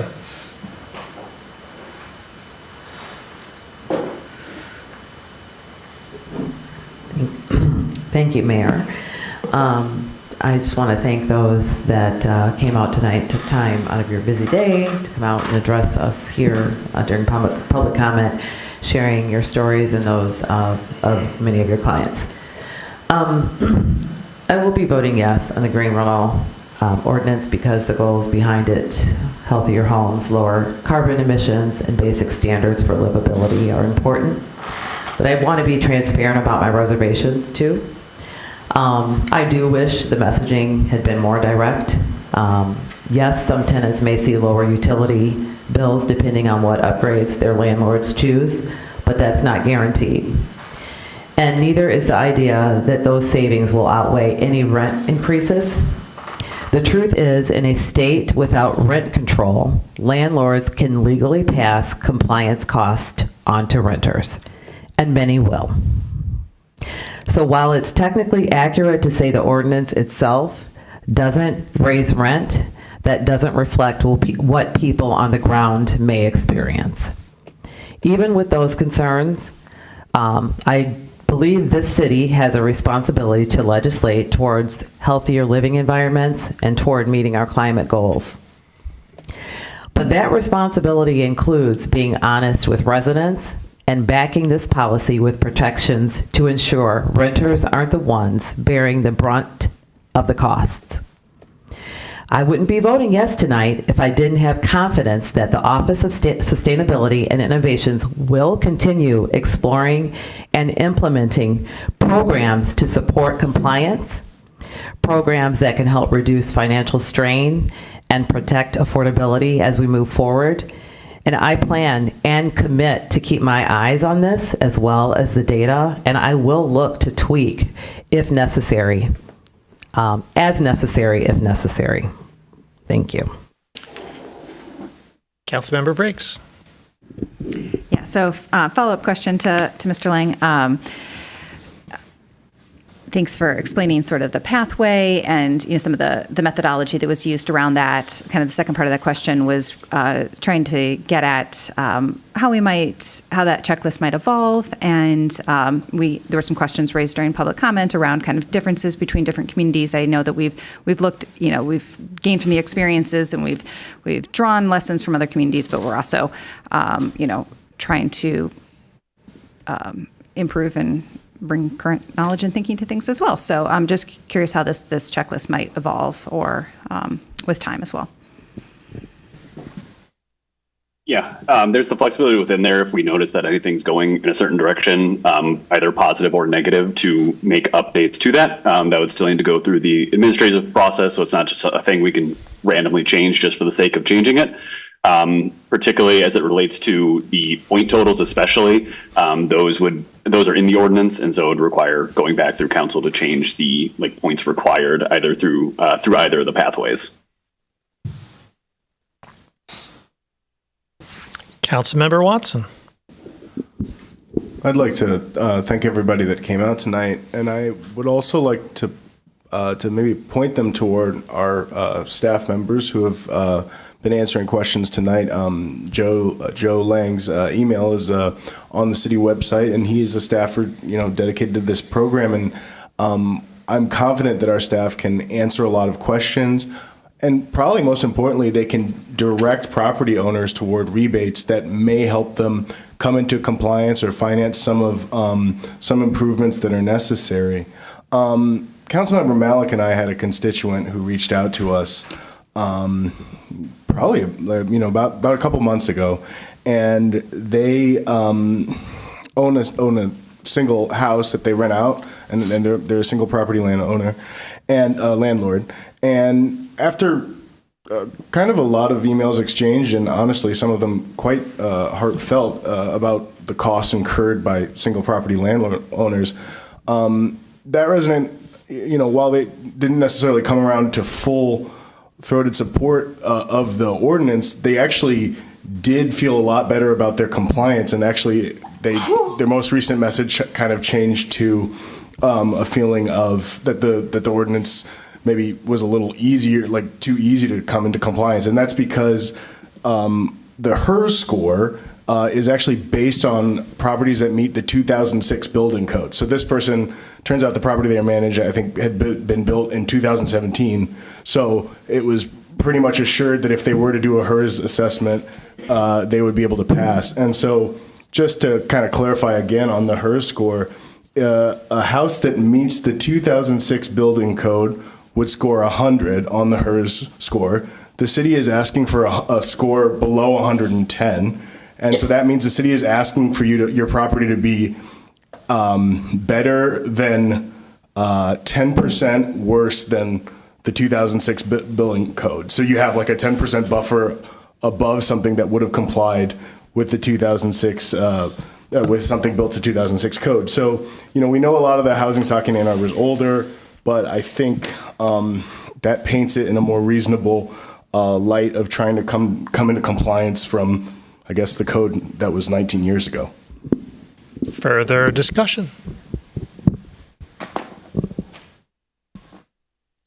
I'll be supporting the ordinance tonight. I'm grateful for the work that has been done by the large number of members of the community, as well, of course, as the Office of Sustainability and Innovations, to craft a ordinance which, in my view, and upon reflection, advances multiple goals. It advances a goal, of course, of sustainability, and it advances that in a manner that is, I believe, equitable, that advances equity and justice. It will, over the course of time, I believe, improve the housing stock of the city of Ann Arbor, and will do so in a manner that is incremental, as all change regrettably is, and will enable landlords over time to evolve into compliance if they are not compliant, and to realize that they're in compliance if indeed they are. Further, the city is putting its money where its mouth is, as has been observed. The Community Climate Action Millage does indeed support energy efficiency efforts, and does so in various sectors of our city. The work that we've done with the heating ordinance, with the heating franchise, will also provide for additional funds to go out into the marketplace to support energy efficiency, structural energy efficiency. This set of things, in addition with the natural iteration that will occur both in the office, in the community, and here at the table, I think results in a program that is good now and will be great later. I'm looking forward to it. Further discussion? All in favor? All opposed? It is approved. B3, an ordinance to amend Section 1237 of Chapter 8, Organizations of Boards and Commissions of City Code. Moved by Council Member Dish, second by Council Member Malik. Discussion, please, of B3.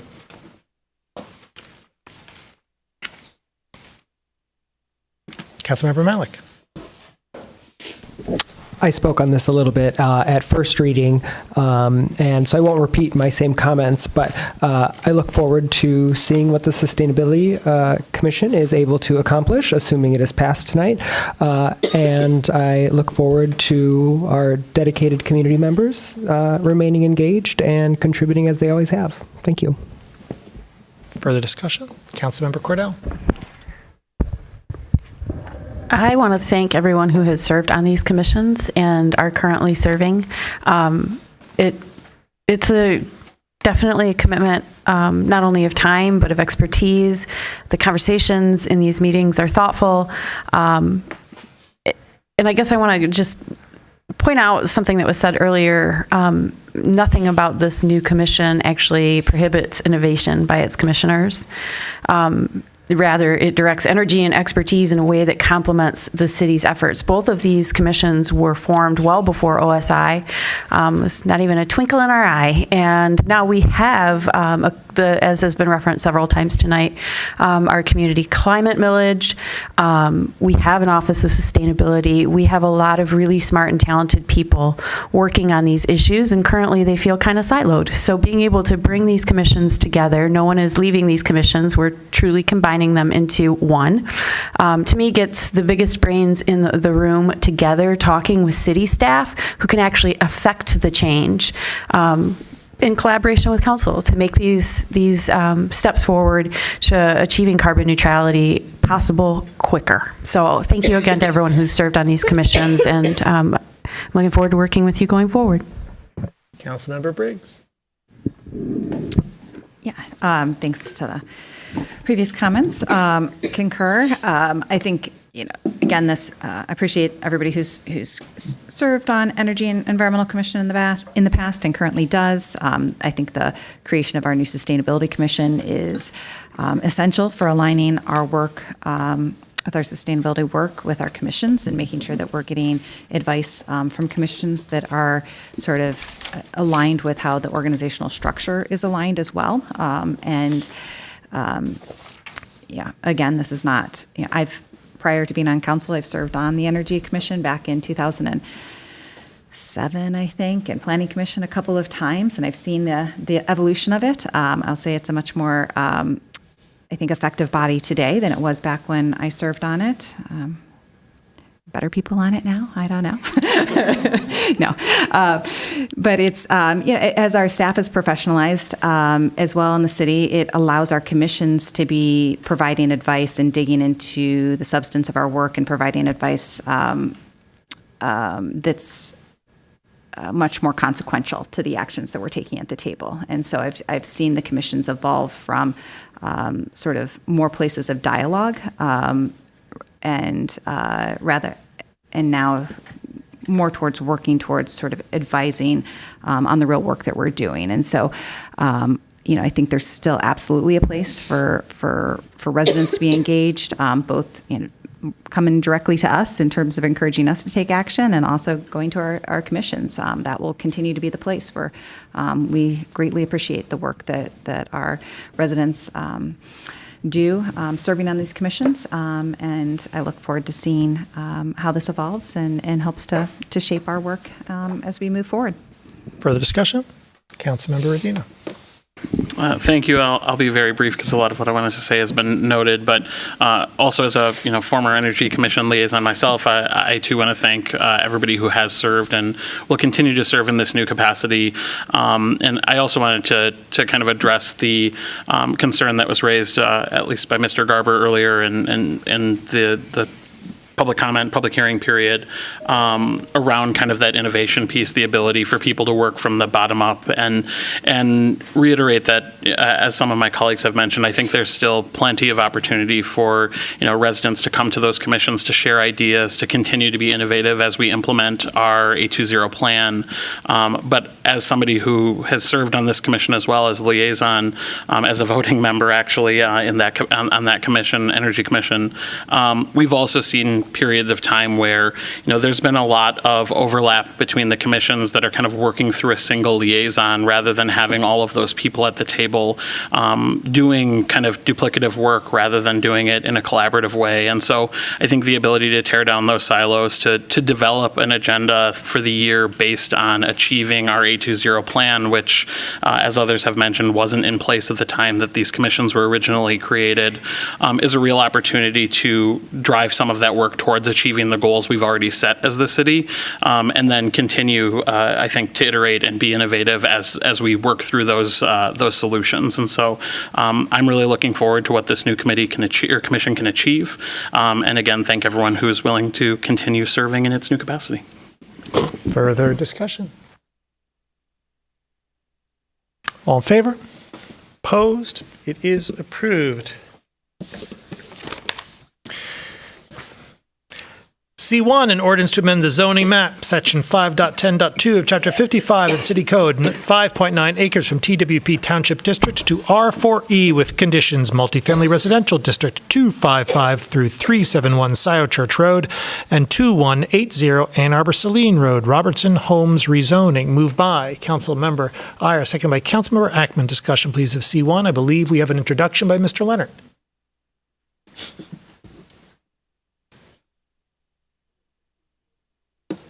I thought it was for both. C1 and C2. Yes. Pardon? Mr. Leonard will be joining us on Zoom.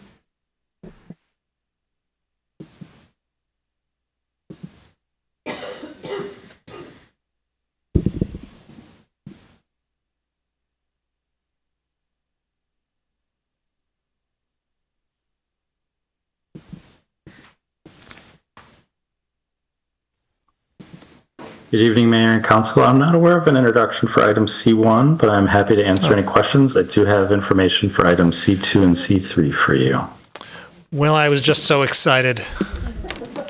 As am I. I know. I mean, all good things come from you, Mr. Leonard, and so I was just hoping for more. In any event, I will hold off in eager anticipation of what comes next. In the meantime, Councilmember Dish.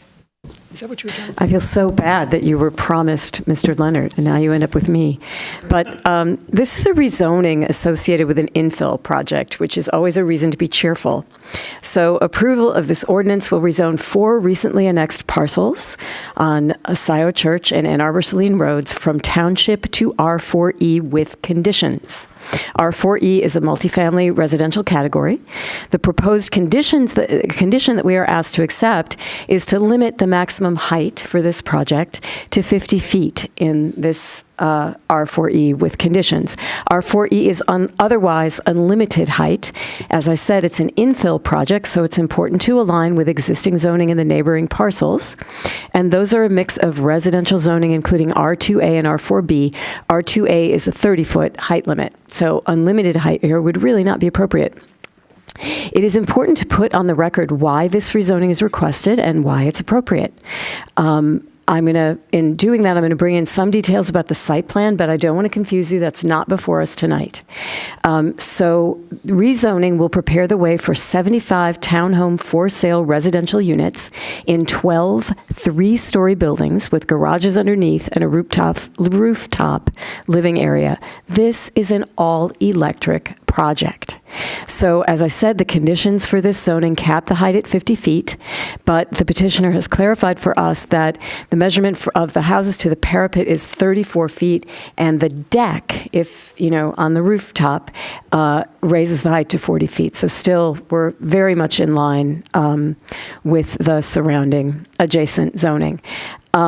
And I want to note that the R4E zoning permits a density as high as 75 units per acre, but the proposed project will come in at a density of 12 units per acre. So it is lower than what R4E permits, and it's even lower density than the adjacent R2A zoning, where the maximum is 17 units per acre. So this is going to harmonize beautifully. The R4E zoning is requested here due to the style of housing, which is attached townhomes. These will be half the cost of single-family detached homes. That's good news. And it's also requested due to the amount of open space required on the site. The site plan proposes to provide 49% of site area as open space, which is just under the minimum of 50% open space, and we can feel okay about losing 1% because this is close to parks and that's not much. So we will be accomplishing, R4E zoning is consistent with single-family attached land use recommendation in the comp plan, and it accomplishes great goals like increased density near transit corridors and minimal surface parking and, yes, no natural gas connections. So I am very happy about this project, and I hope you will share my joy.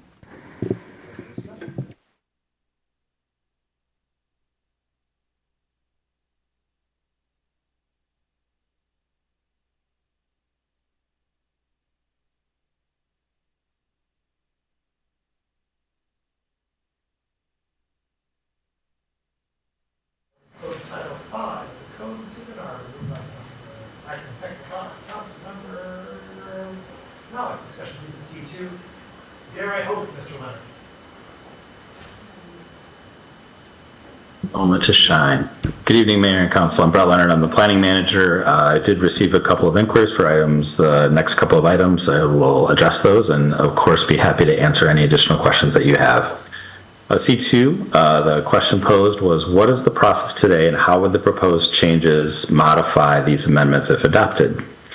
Under the current ordinance, the city creates public notices, publishes notice in the paper of record, and mails to all property owners and residents within 300 feet notice of a public hearing for all site plans, rezonings, special exception use permits, and for zoning text changes, notice is only published in the newspaper of record.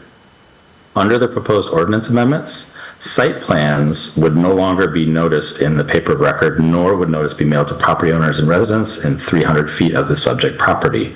A public hearing would be replaced by a public comment opportunity on the agenda for site plans, so there would still be an opportunity for public feedback on the proposed plan. However, again, notice would not be provided specifically in advance.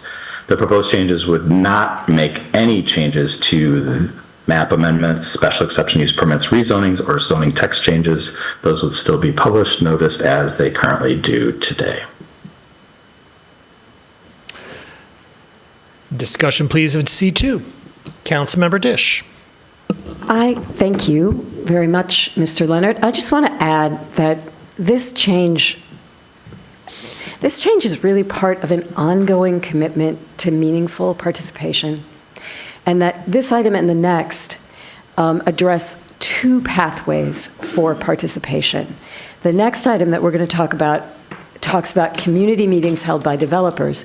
This item is about public comment or public hearings at the Planning Commission and City Council.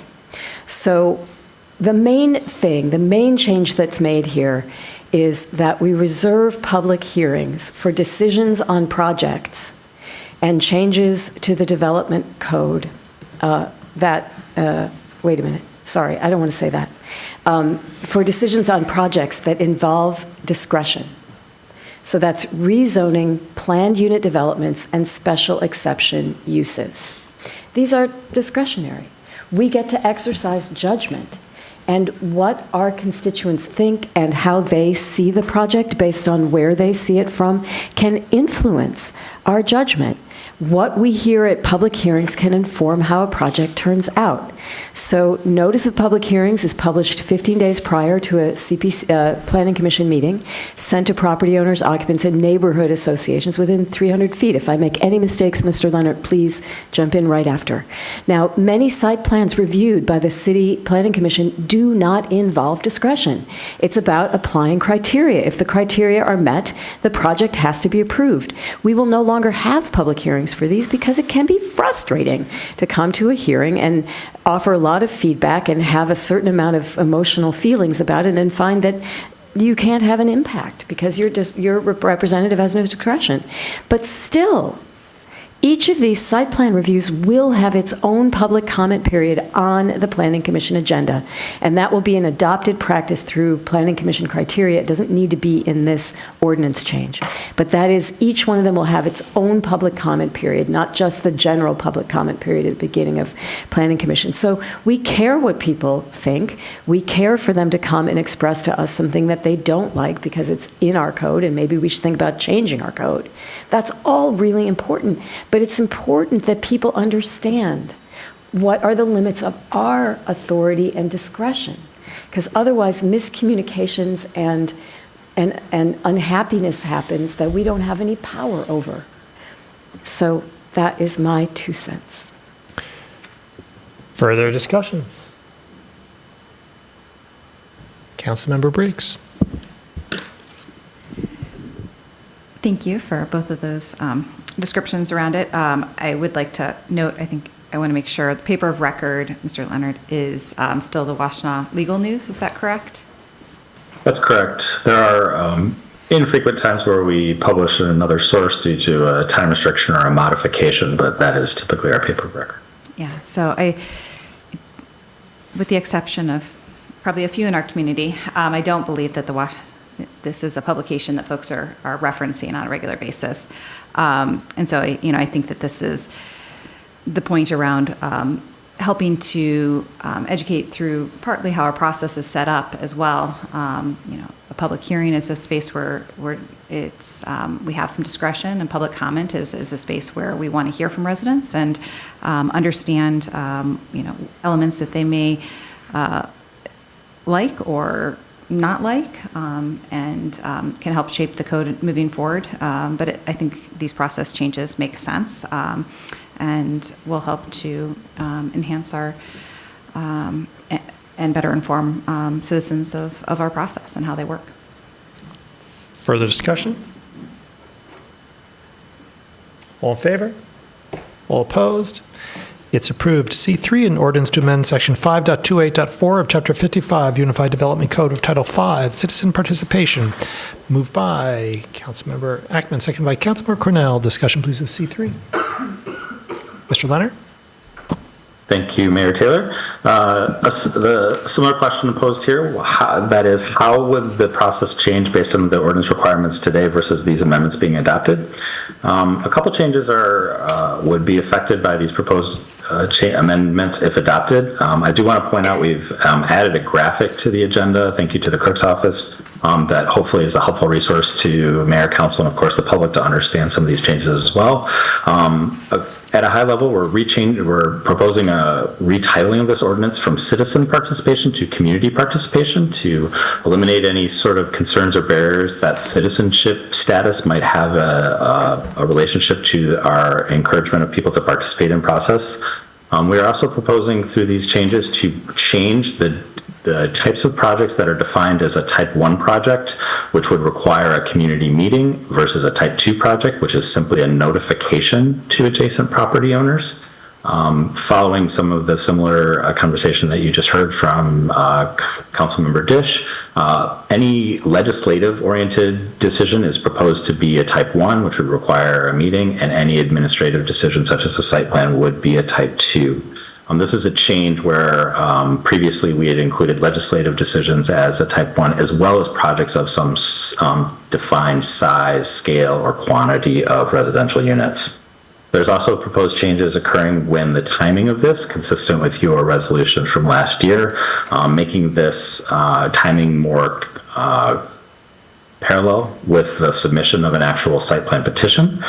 So the proposed changes would, instead of requiring this process to occur before the submission of a project to the city for approval, it would require that meeting be noticed and held within 45 days of notice by the city that we have accepted a project for review. That means that we've deemed it complete with the required information, that we can not only start that process, but share that information with the public with the benefit of all that information. That has to happen within 45 days. It still maintains the minimum notice requirements, that notice is a minimum of 15 days prior to any meeting. And we've also added the proposed change that a notice would be required, a reporting of that meeting has to be shared with the city within 15 days after the completion of the meeting. I will note that there was a lot of conversation at the Planning Commission about enhancing this ordinance with signage requirements. You might have seen examples of these in other communities. We are in the process of researching models and mechanisms to require ongoing additional signage requirements for projects of all scale. We anticipate bringing some preliminary recommendations or discussions to that to the Planning Commission Ordinance Revisions Committee later this, or in late July. And I'll stop there and address any questions that you might have. Further discussion of C3, Councilmember Briggs. I will just jump in to say how happy I am the Planning Commission raised those questions around signage. Councilmember Dish will note that I sent her messages around the same idea, and she assured me that Planning Commission was ahead on this, and so staff was saved from a flurry of emails from me around this. But yeah, I think that this is one area that we can really improve our communication to the public. It's very common in other communities to be able to walk past the site and understand kind of where a project is in the process and how to participate, and it's a much better way to reach residents about a project. So I'm looking forward to seeing those that change come forward to us. Otherwise, I'm supportive of these changes. Further discussion? Councilmember Watson. I just wanted to also note this works really well with our new engage.a2.gov citizen participation, or community participation hub, because when you go into that site, projects are listed right away. Clicking certain options takes you right into the stream permitting database. And so for one, I was just looking at for a hotel, there's actually, then you can see a copy of the issues that were raised at the community participation meeting. I just think this arranges this all and presents it in a way that's more digestible, and the contact information and the way to participate and the timeline for how things proceed through the various approvals is much clearer now on that A2 Engage platform. So I just want to give a plug to that, and thanks to planning staff for making this all fit within that. Councilmember Ackman. As someone that's been attending these, what are we calling them, resident participation meetings for the last couple of years for proposed developments in my ward, I agree that the current process is very confusing because residents are getting notified about a potential development before the city's even seen it. And so in some cases, getting to these meetings very fired up, ready to send their feedback to us, city council, when staff hasn't even had a chance to review. It just leaves us in a situation where we really don't have anything to respond with. And, one example that I can think of, I believe it was a year ago in the spring, we had the resident participation meeting, and if I'm not mistaken, this project is only just now finalizing staff review, and that's not a good process. But I guess one quick question I have, if I may, is how, I do know that the developer, I have, in my experience, developers are responsive to the feedback that is provided in those meetings. How will staff be thinking about the participation report that's submitted and their review, and how do we conceive of this feeding into any changes that the developer might consider? Yeah, so we will. It's a great question. We will think about it in the same terms that we do now. When we are particularly considering those projects that have some sort of discretionary approval, we certainly consider that report as part of our recommendation. This timing is going to enable us to do that because we have a really robust site plan process that you might have heard from petitioners in the past. We have the ability to make sure that even though we're starting some of that review, we're able to incorporate that feedback when there is some substantive issue that we think that is really important to frame to the Planning Commission and or the City Council as a legislative decision. I will say that equally that the commitment to engagement and sort of evolving a project, I think that is a trait that is present in petitioners or it's not. I think that you've probably, I'm going to presume that you've been to some of those meetings where you probably didn't see meaningful change or evolution from a project from that process as well. And so I think the calibration of this to the actual technical review with more information is not going to hurt our ability to take that feedback and determine if and when and how we want to incorporate that into any recommendations. But again, I think I don't think historically it's been necessarily in its current framework effective in sort of forcing a party to engage in that weren't already interested in doing that. So I just think that the logistics and the timing are going to make more sense now. Further discussion? If I could just add one thing. Of course. Councilmember Watson, thank you very much for commenting on that. I do want to highlight specifically one of the directions of council in pursuing this was to make notification of those projects more widespread. And so thank you, Councilmember Watson, for highlighting that. We've already begun to implement that with the city's new engagement tool. And so I appreciate you reminding me that is another step that we've already implemented. It didn't require any ordinance change, and we've already put that into effect. Further discussion? All in favor? Opposed? It is approved. DC1, resolution to appoint Mark Holtz to the Economic Development Board as a non-registered elector. Moved by Councilmember Iyer, second by Councilmember Cornell. Discussion, please, of DC3. Councilmember Cornell. Really briefly, I serve with Mr. Holtz on the Destination and Arbor Board, and I'm really excited to work with him as part of the Economic Development Corporation. He is committed to what is going on in and around the city and is really committed to making sure that we put our best foot forward, especially as it relates to travel and tourism and hospitality and sort of the engine and the vibrancy of downtown itself. So I'm really excited to work with him. This is great for our city. Further discussion? All in favor? All opposed? It is approved with 11 council members present, thus satisfying the 7-vote requirement.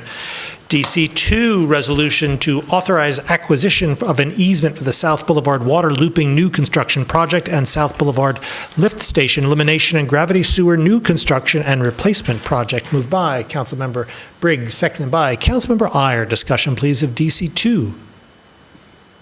Councilmember Briggs. Thanks.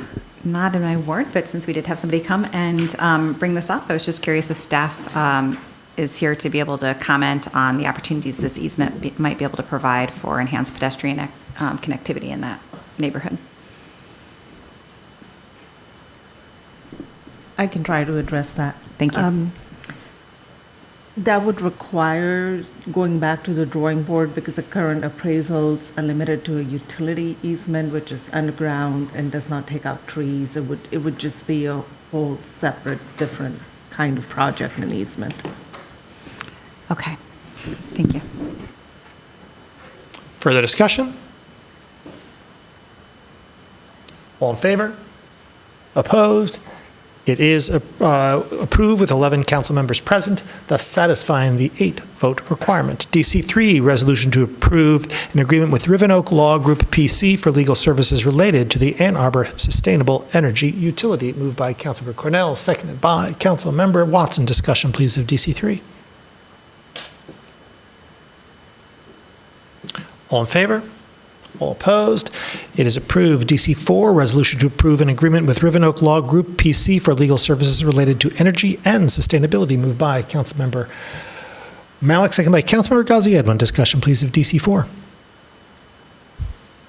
All in favor? All opposed? It is approved. DS1, resolution authorizing summary publication of Ordinance 2520 and ordinance to amend Section 25.229.9.b of Chapter 55, Unified Development Code of Title 5 of the Code of the City of Ann Arbor. Moved by Councilmember Radina, second by Councilmember Watson. Discussion, please, of DS1. All in favor? All opposed? It's approved. We have before us, do we have a closed session today? Yes, Mayor, I would like to request a closed session under MCL 15.268, Section 81D, to consider the purchase of real or lease of real property, and 81H regarding a privileged and confidential memo provided to council on June 13, 2025. May I have a motion, please, to go into closed session on those bases? Moved by Councilmember Cornell, second by Councilmember Ackman. Discussion. Roll call vote, please, starting with Councilmember Ackman. Councilmember Ackman. Yes. Councilmember Briggs. Yes. Councilmember Cornell. Yes. Councilmember Dish. Yes. Councilmember Harrison. Yes. Councilmember Watson. Yes. Councilmember Malik. Yes. Councilmember Radina. Yes. Councilmember Ghazi Edwin. Yes. Mayor Taylor. Yes. Councilmember Iyer. Yes. Motion carries. We're in closed session. We're on the 6th floor.